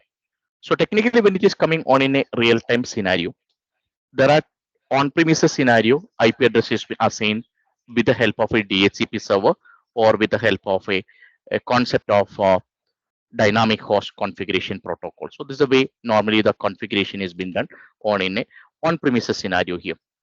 All of us may be already aware that what is a DHCP server, right? Can you comment it on in a chat? What is a DHCP server? What is your understanding about DHCP server? Can you comment it on in a chat? DHCP is normally it's been using like you have a server has been available. On top of that, you are installing a DHCP service, and with the help of that, you can able to install the services, or you can able to distribute the IP address, right? You maybe heard about a term called dynamic host configuration protocol, right? You may be already installed, or you may be already using on any existing infrastructure, right? So dynamic host configuration protocol is the solution we were using on in a existing infrastructure. So with the help of that, you can able to manage this one. So you have a infrastructure has been available where you can able to manage, or where you can able to configure your infrastructure here with the help of a DHCP server. So when it is coming on in a on-premises scenario, on top of your server, we used to install a DHCP service. You may be already knowing that, right? You are taking a physical server, and top of that, you are installing a DHCP service, right? You have a server has been available. On top of that, you are installing a operating system, and top of that, you are enabling a DHCP service. So with the help of a DHCP service, normally we used to distribute the IP address on in a on-premises scenario. You may be taking an on-premises scenario. You have installed a DHCP service. On top of that, you are installing a configuration. Basically, you may be heard about a process called DORA process. With the help of a DORA process, IP address has been distributed here. And you maybe heard about a few keywords also, the something called as DHCP scope. You maybe heard about DHCP reservation or exclusion. These are the few terms normally we have been used on in a DHCP scenario. Now, right now we are trying to discuss how do we enable a automatic approach on in a cloud scenario. In case if you want to enable a service on in a cloud, how do we enable that one? So what are the options been available, and how do we enable this options here? Now, when it is coming on into a cloud infrastructure, IP address are assigned automatically. You may be able to see here. Let me take into a cloud infrastructure here. Let me connect to a server here. You may be able to see like we have a few virtual machine has been already created here. Right now, you may be able to see you have a server 1 or a server 2 or a web server has been available here. And on top of the server, you may be seeing like already a private IP address has been assigned here. You may be able to see on the properties here, IP address has been already assigned here. See, there is a IP address has been automatically it's been assigned here. Right? You may be able to see there is a IP address has been like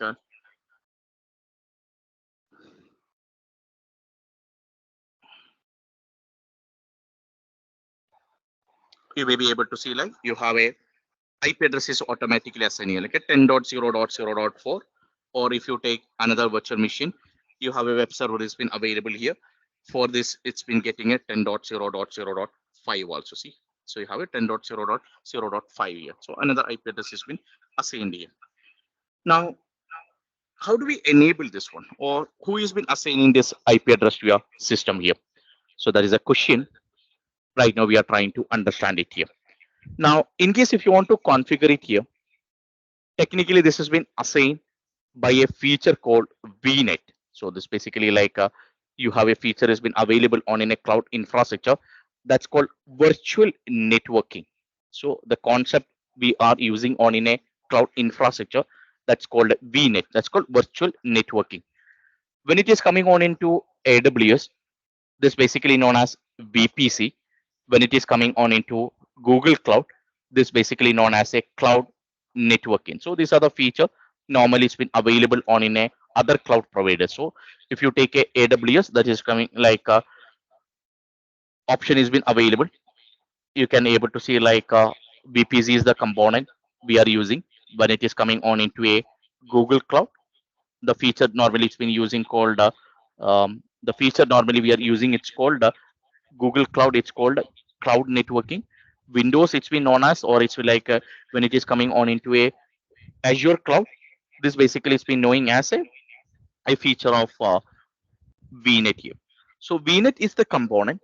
Normally, it's been using for assigning a IP address here. So in case if you want to distribute a IP address, vNet is the solution normally we are using. So with the help of that, it's been assigned here. Now, when it is coming on into a cloud infrastructure here, you can able to see like you have a solution has been available where you can able to enable a solution. Let me enable a vnet solution. Right now we are trying to see how do we enable a vnet solution here. How do we practically this can be assigned here, how practically this can be configured on in a cloud infrastructure here. So with the help of a vnet you can able to manage, or with the help of a vnet you can able to configure your IP distribution on into a cloud infrastructure here. Right now we understood there are two category of a IP address has been available here. One it's known as a public IP address, and second one it's basically known as private IP address here. You have a public IP address also available, and you have a private IP address also available here. So in case if you're configuring a VNet, VNet is actually configured with a private IP address here. So technically, like when it is coming on into a cloud infrastructure, VNet has been always configured with a private IP address here. So you may be able to see like when you're considering on a VNet here. So technically, like it's been configured with a private IP address here. So you have a all your VNet is been normally assigned with a private IP address here. So technically, you want to understand whenever you're going for configuring a VNet, you are going to assign 10 dot series or 172 series or 192 series of IP address here. You cannot take any IP address from a public IP address here. So always the IP address has to be created between any of this range here. Either it's a 10 dot series or 172 series or 192 series here. So let's go and see practically how this has been created here. So let me delete the existing VM which currently have been created on in the portal here. So then we can able to go for creating a new VNet, and we are trying to see how practically we can able to delete or how practically we can able to configure the IP addresses here. Let's delete this existing resources has been currently available here.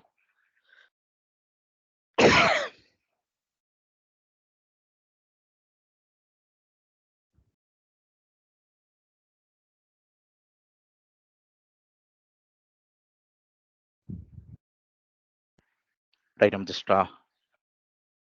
no, Navendo public IP address has been not distributed with the help of a VPC or a VNet or a cloud networking. Public IP address always is been handled by the cloud vendor here.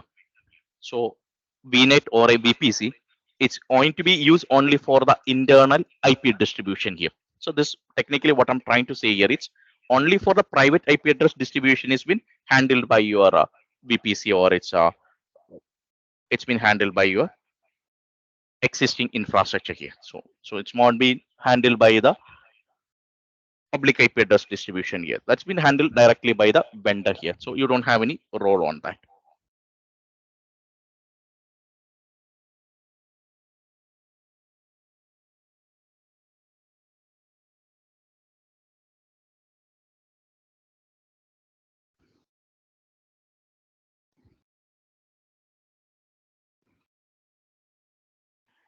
Right now we are decommissioning the existing resources.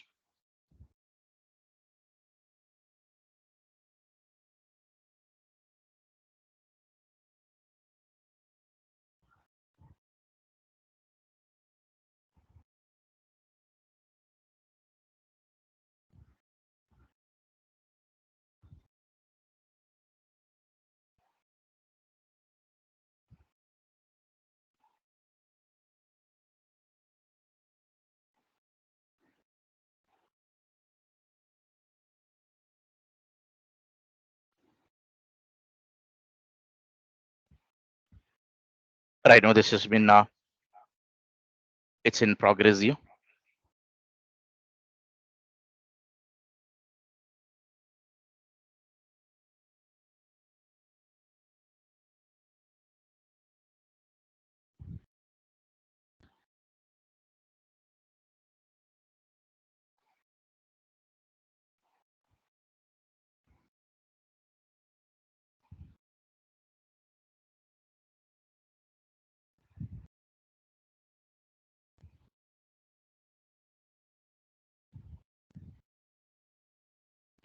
Right now you may be able to see the decommissions. It's in progress here.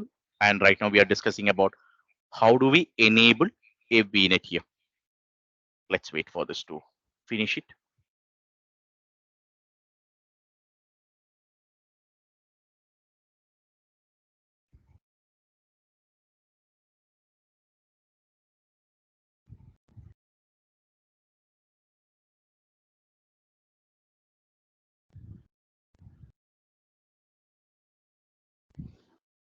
Right now this creation here.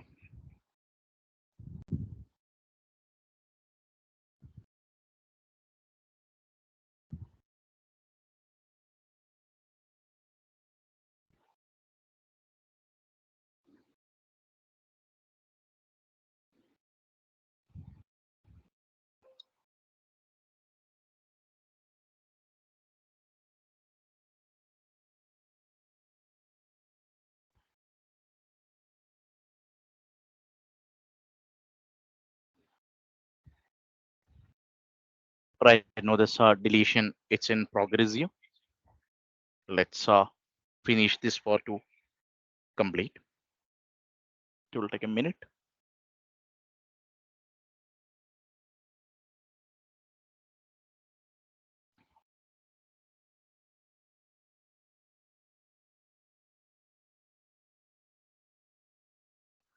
You may be able to see it. Only the network watcher is being left out. Let's delete that as well. Let me delete this as well. So let's go and create a new VNet here.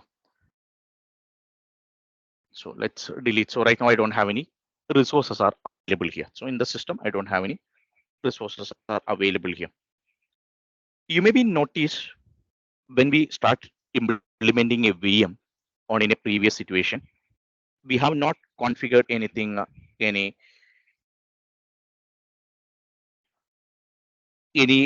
VNet configuration here, right? You may be seeing like we are not configured anything on into the existing one, right? So that's the way normally the configuration has been done on in a normal one.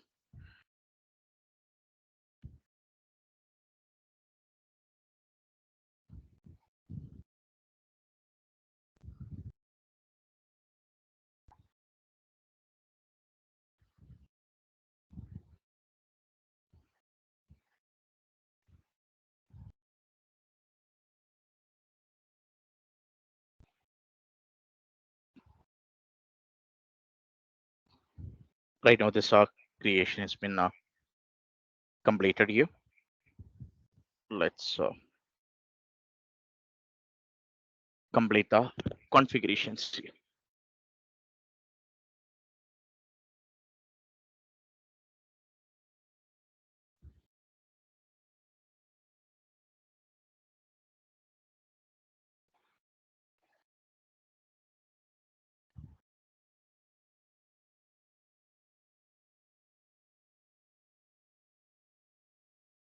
I'm just trying to create a new VM here. I hope I'm audible. Hey team, I hope I'm audible.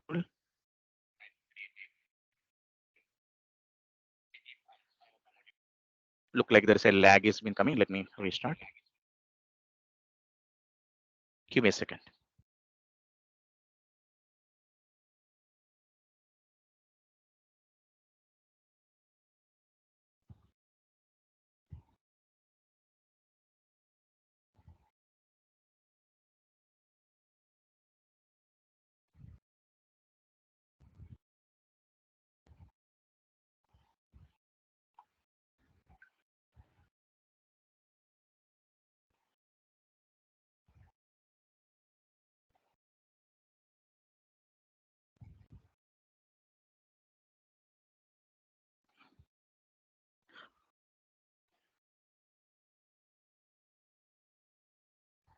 Okay, let's start the session. Now, right now we are discussing about how do we create a VNet here. So that is a exercise. Right now we are trying to create it on in a cloud portal here. So we are trying to see how practically we can able to create a resource on in a cloud portal here. For example, like in case if you want to configure it on in a cloud portal here, first of all, we need to define a VNet range here. You may be seeing like when you created a VNet VM on in the first scenario, even though if you have not defined your network components, automatically the Microsoft has been created here. You may be seen here. The moment when you start creating a virtual machine, I'm just giving a option here right now you can able to see. I've been just given a name called a production, like a production just given server one. You are not defined any details here. See, I just given a, you may be able to see like you have a resources been available. Technically, you are not defined anything on into the network installation part here, right? You may be not configured anything on in your network side yet. So you may be able to see like you have a solutions here. Right now, you may be able to see like you have a server has been available here. You configured VM details on in the portal, but on any networking tab, as an admin, I'm not defined anything on the portal here. See, I'm not defined anything on the system here. Automatically, this has been taken a network here. Right now, you can able to see it's automatically configured a settings here saying that there is a configuration has been available here. See, there is a configuration has been configured on in the portal automatically here. See, like a server one, and it's been taken a range of 10.cds, right? You may be able to see there is a range is automatically it's been configured on in a portal here. So you're technically you're not configured anything here. You may be able to see here, right? You may be not configured anything on in your side here. So technically this has been assigned by the vendor itself, right? Automatically it's been assigned automatically by the vendor itself. So you may be not configured anything by yourself. Automatically this has been assigned by the Microsoft itself. So technically it's been assigning a IP address directly from the range here. So whatever range it's been configured here, from there it's been assigned directly from the range here. So you may be able to see like you have a configuration has been done, and automatically the IP address has been distributed here. So this is Microsoft has been deciding here. Now you're deciding like, no, I need to define my own IP address, or my organization want a strategic approach on the IP distribution. Then you can able to click on this new button here. So technically all of us need to know whenever you create a VM, it's mandatory that there is a network to be configured here. Without that, you won't be able to assign or you won't be able to communicate here. So it's mandatory that you need to have a IP address to be available here. So let's go and see practically how this can be configured here. Now on the networking tab, I can able to define a name of your network here, because always this has to be identified with a unique name, because then only you will be able to identify whether this has been coming on into which network, whether it's been on a production or a non-prod or a development. You may be able to see there are different category of the settings here, right? So this needs to be defined. You may be able to see like you have a resources been available where you can able to define your networking here. So you need to define who has been using this one. In case if you're not using this one, you will have a problem, because you will not have a you will not be in a situation to identify, because when it is coming on in a real time scenario, you may be having a thousands of network will be available, and you will not be in a position to identify who is using what. So better you need to ensure that you are defining a right approach on in a cloud infrastructure. Otherwise, you'll have a problem identifying who is using what. So better you give a standard and a unique name that will help us to identify, that will help us to identify the right platform or right network details here. So that's an important way this needs to be configured here.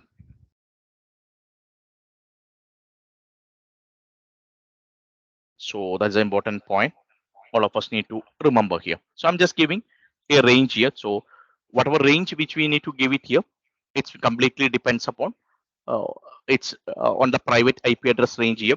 So whatever range you are trying to give it here, this has to be 10 dot series, or this has to be configured with a 192 series or 172 series, or in a nutshell, we can say this has to be created with a range of 172 series, or basically the private IP address here. So that the range normally we have to use it here. So that the range normally we need to use it on the cloud scenario here.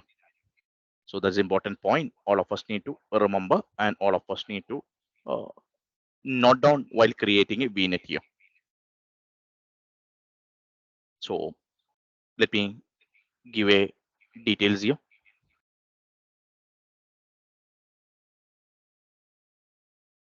Let me enter the details.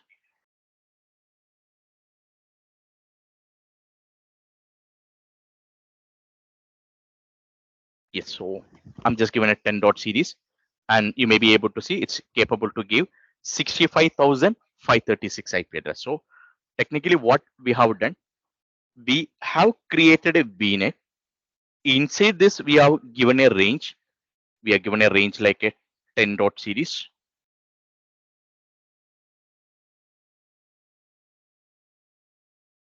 slash 16. So it's coming 2 raised to 16. So it's been capable to give 65,536 IP address here. So we are created a pool of IP address here. So it's been starting from 10.0.0.0 onwards. So let me create that one. I just given a prod VNet here. Just given review and create here. So we have created a VNet and attached your VM inside that one. Oh, let's wait.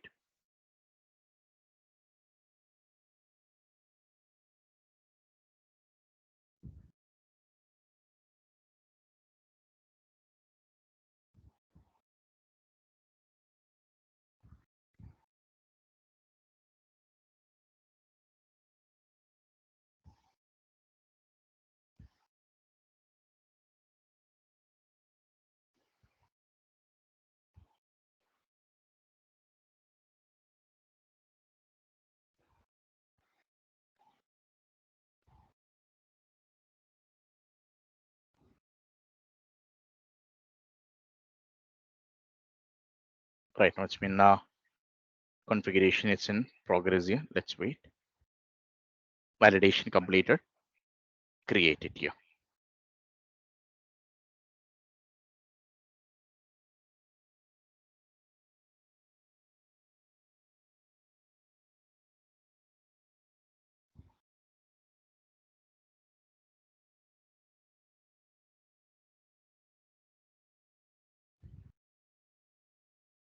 right on the creation. It's in progress here.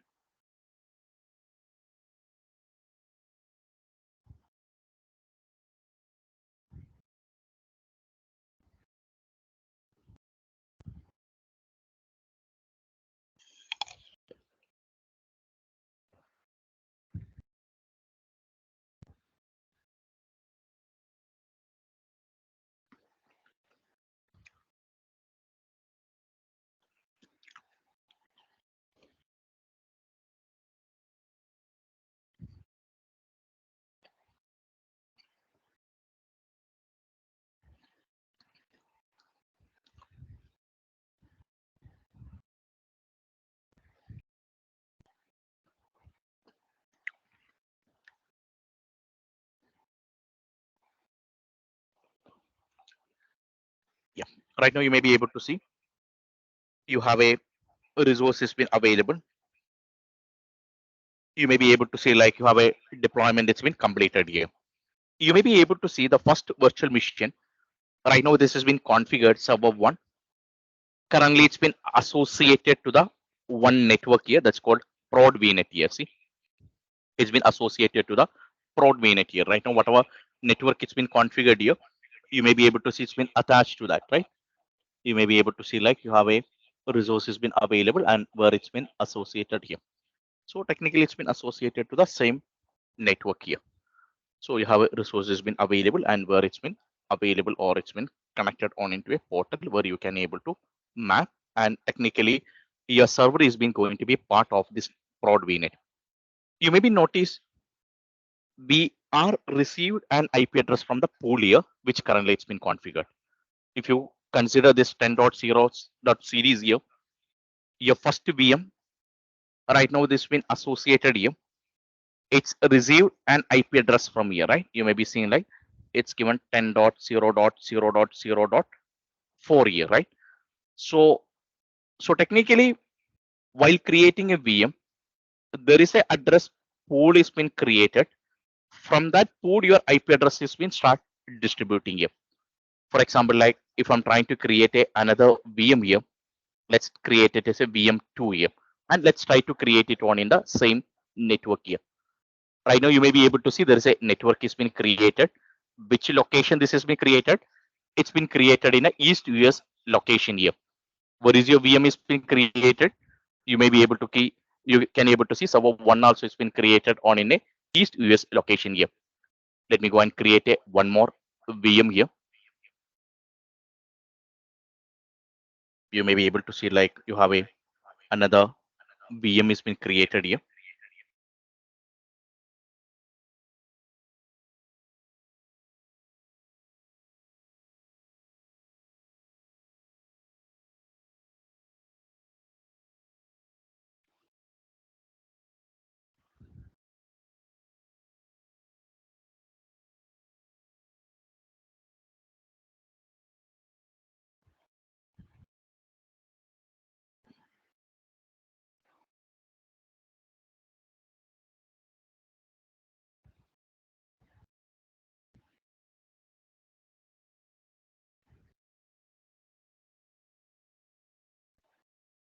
Right now you may be able to see like another VM.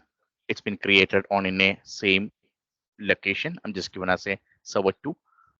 Right now where this has been created, I'm trying to create an East US here. Given all your details here, you may be able to see like given all the steps. Now you may be seeing automatically the existing network is been taken here. See, previously you may be seeing like Microsoft has been creating its own network. Now right now you may be able to see like while creating a network, automatically the existing network it's been created here. So you may be able to see like we have a resources been available. So it's automatically it's taking east to west location. There is a network has been available and it's been taking here. You may be seeing like in case if I'm changing the location here, for example, like I'm taking a Australia East here, you may be able to see the existing network. I'm not able to select it here. See, it's been not able to load the existing network has been created there.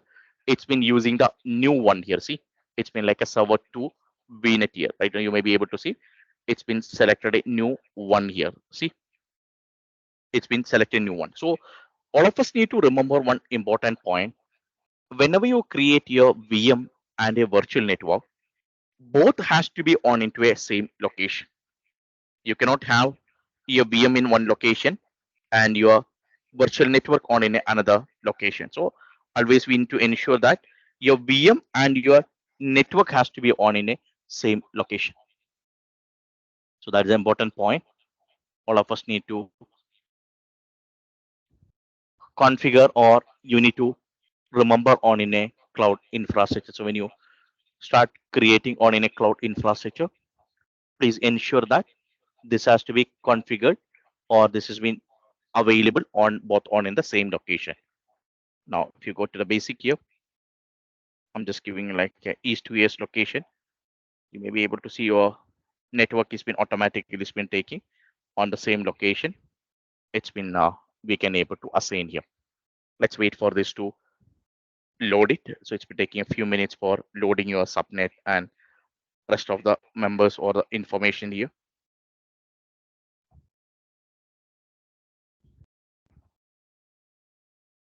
Let's wait for this to complete this. Let's wait.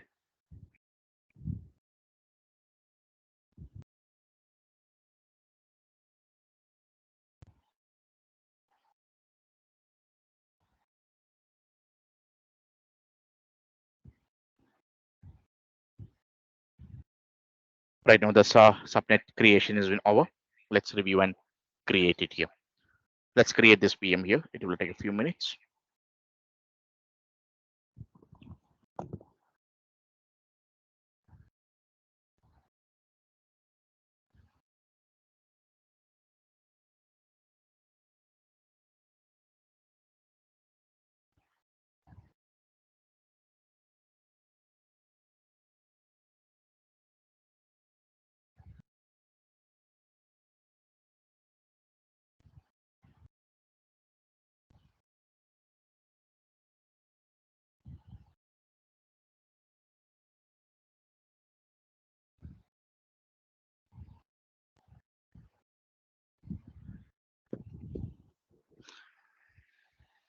Right now, the validation completed and creation is in progress here.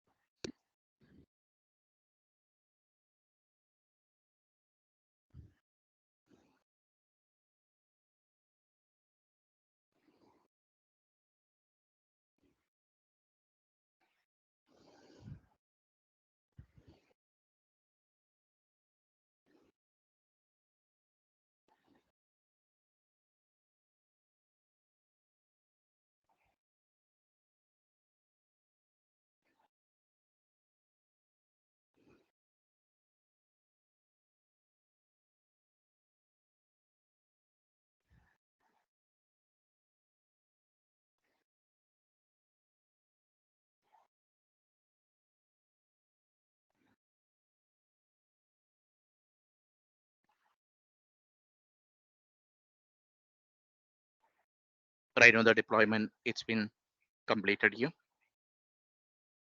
Now,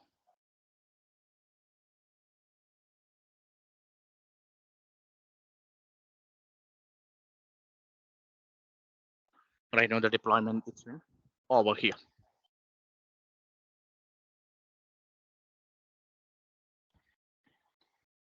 Now, if you visit this virtual machine properties, server 2 is we got created here.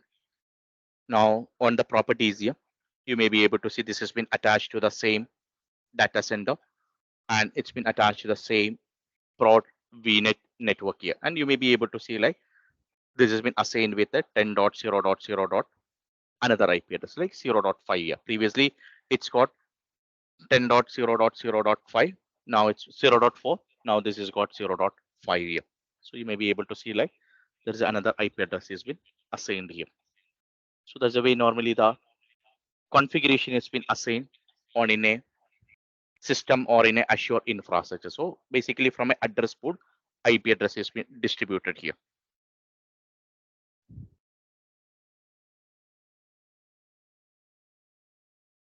You may be able to see like you have a resource has been available and where you can able to configure the details here. You may be able to see like you have a resource has been available and you can able to map or you can able to distribute the IP address based on that. You may be having a solution has been available here. Right now you may be able to see 10.0.0.5 is the IP address. Currently it's been assigned here. Any questions so far?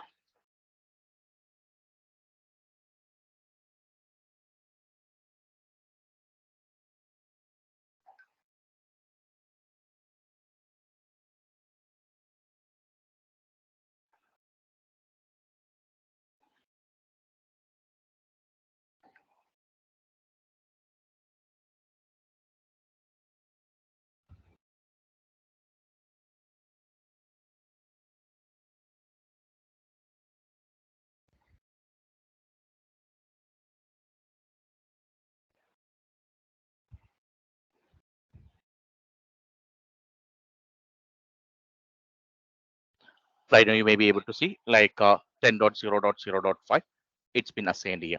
So this is the way normally the IP address is been assigned on in a internal network for your Azure here. Now I can see there is one question from Muhammad. Muhammad is asking, can we deploy FortiGate firewall or any other firewall for your Azure cloud? Muhammad is basically coming on the ESZ 500 session. Since you asked this one, I can help you. You can able to implement different type of the firewall on in a cloud infrastructure here. You can able to use Microsoft firewall or you can able to integrate your non-Microsoft firewall also. It can be Sophos or a FortiGate or a Checkpoint. All other firewall can be configured here. You can able to go to marketplace and you can just type firewall here. All your firewall product has been supported on in a Microsoft Azure that you can able to see here. You can able to see the FortiGate firewall. You can able to see here and you can able to configure it here. See, you have option of integrating FortiGate different version of the firewall here that will supported here.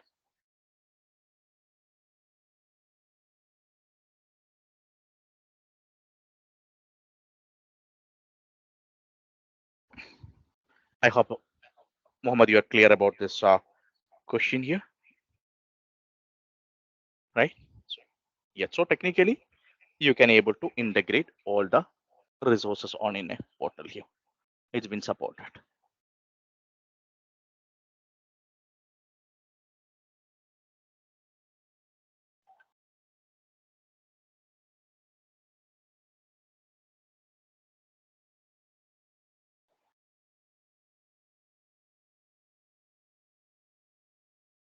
So that's the way normally the configuration has been done on in a cloud infrastructure. Let me pause it for your taking a question here. Any other questions? If you're good, can you just comment it on in a chat? Right now we have seen how configuration has been done on in a cloud infrastructure. If you're good, we'll go for creation of a subnet. We'll try to understand about how communication has been taking place on in a Azure infrastructure. We are trying to discuss about the next topic here.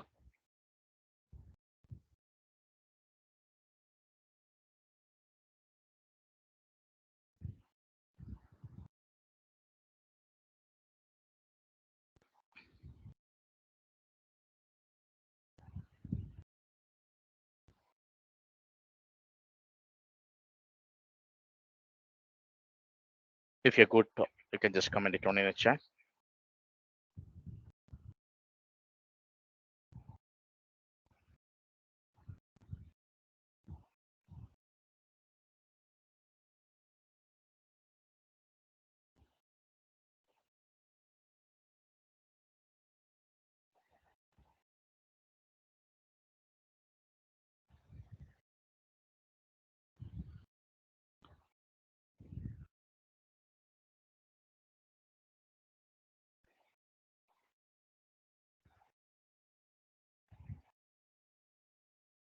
I think I'm not seeing any questions from anyone.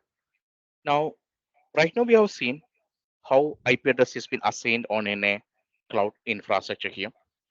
And we have been learned few important points also, like when you consider it on in a cloud infrastructure, technically the servers has to be assigned on in a same location here. So you cannot have a server to be on another location, or you cannot have a server to be available on in a another country also, right? So this both has to be on in a same location. That is the first learning currently we have been learned it here. So you maybe have it's been configured on in a cloud infrastructure here. So that's the first learning currently we have available on in a portal here.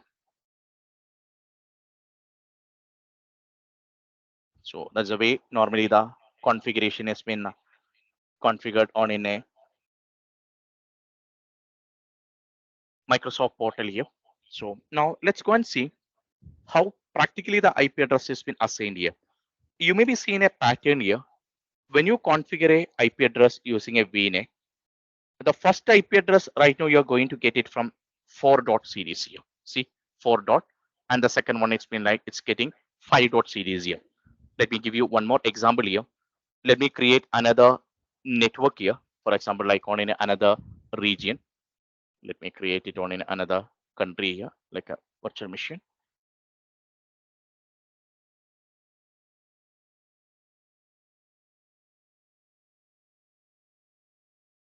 Let me connect it on in a portal here. I'm just giving it like a VM1.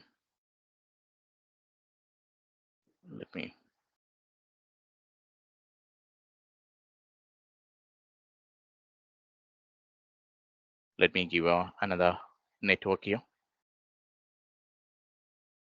Let me give it another network called non-prod network here. Let me make it as a HR network here. So it's been easy for you to identify here. So it's been giving 10 dot series here, 10.1 dot series here, reviewed here, and created here. So you may be able to see there are few interesting facts here when you try to create a networking here. So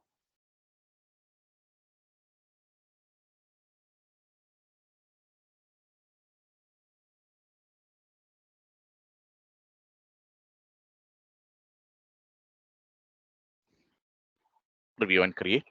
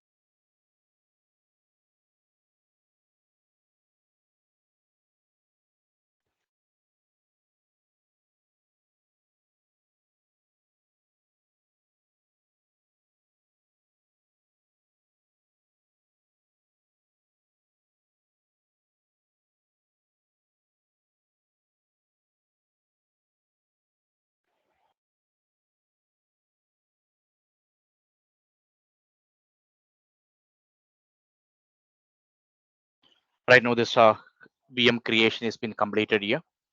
Now, if you go inside a virtual machine, you may be able to see the third VM is got created is in the same location, but it's on in a different virtual network. See here, it's been created on in a HR network here.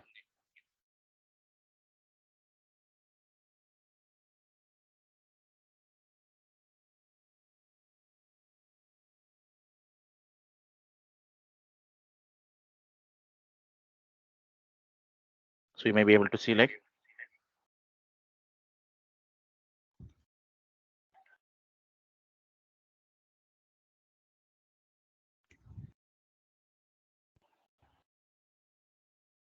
so you may be able to see like you have a VM, it's been available, and you may be able to see like you have a another network this has been associated, and you may be able to see the number it's been started from 0.4 here. See, you may be able to see like it's the number has been started from 0.4 here.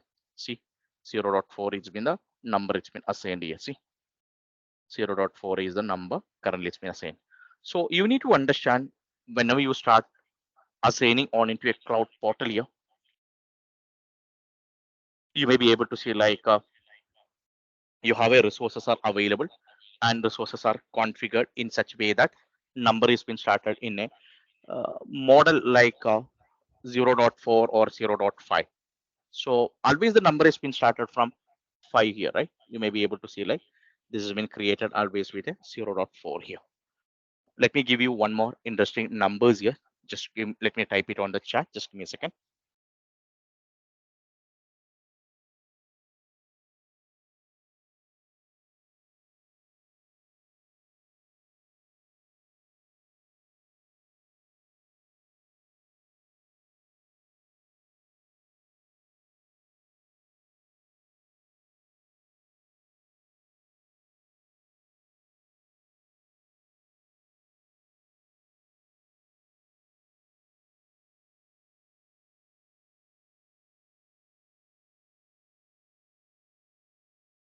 Right now you may be able to see like numbers are started with a 0.4 here.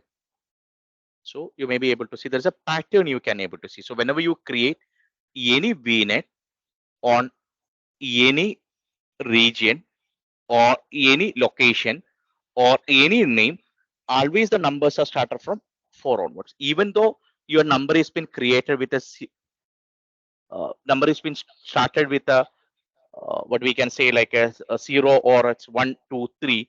It's basically it's been reserved mode here. Even though your IP address has been configured with a 10.0.0.0 onwards, it's been not distributed here. So technically, when you consider any infrastructure, IP address started with 0.0.0.0 or 0.0.0.1. Basically, we used to use a term. It's like x dot x dot x dot 0, x dot x dot x dot 1, x dot x dot x dot 2, x dot x dot x dot 3, x dot x dot x dot 255. These IP address are it's basically known as reserved IP address.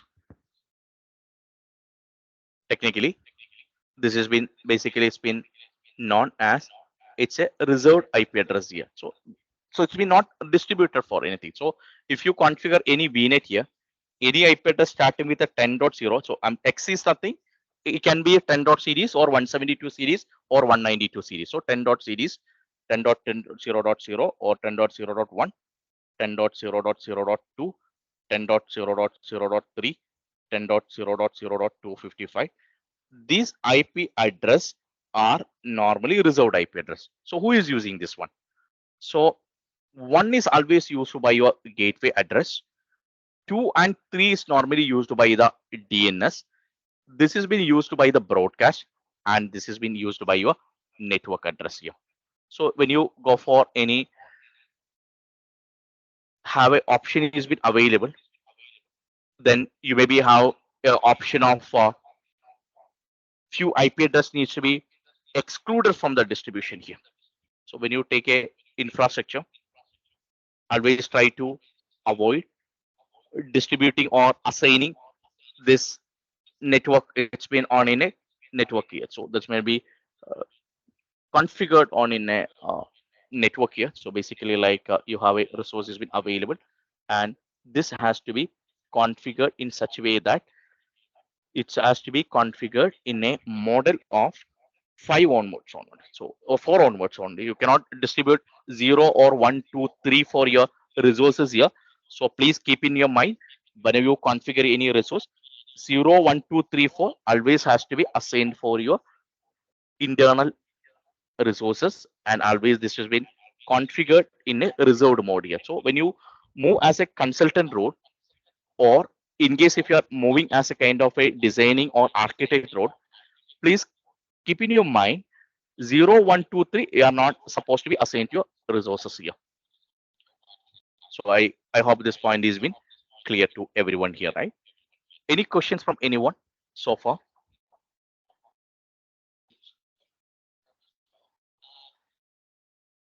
Request you to comment it on in a chat here in case if you have any questions. I'm seeing not no questions on the chat has been posted here.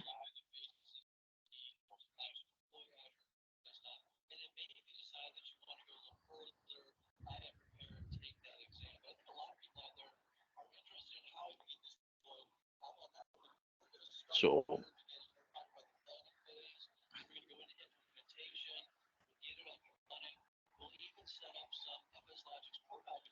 so no questions. Okay. So right now we have been considered how IP address has been assigned here. Now we have seen like how IP address has been reserved on in a cloud scenario also. So tomorrow we'll be discussing about how do we configure a concept of subnet. We'll try to understand about importance of NSG, and we'll try to understand about Active Directory and DNS components here. So tomorrow it's going to be more into the security side, and we'll try to understand about how Active Directory or Entra has been configured here, and we'll try to understand about few routing components also. So that's the way tomorrow's session has been planned, and it's going to be delivered here. And today you'll be getting whatever slides or it's related to the compute or the networking component which have been discussed so far. So you'll be getting all the slides related to the networking components or the compute components which already we have been discussed.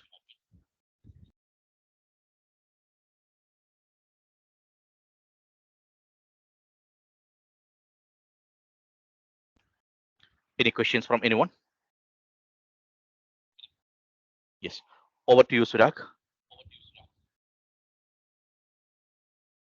Thank you, Robin, for this session. I think we went over a lot of things today as well. It has been 3 hours, and I hope you guys were able to grasp everything so far that we had discussed.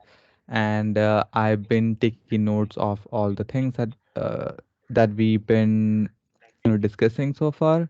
I will share all the links and resources that I could collect so far in the group after the session is concluded, and the recording will be shared pretty soon in the YouTube channel. Thank you everyone for joining with us on the day 3, and have a great Wednesday.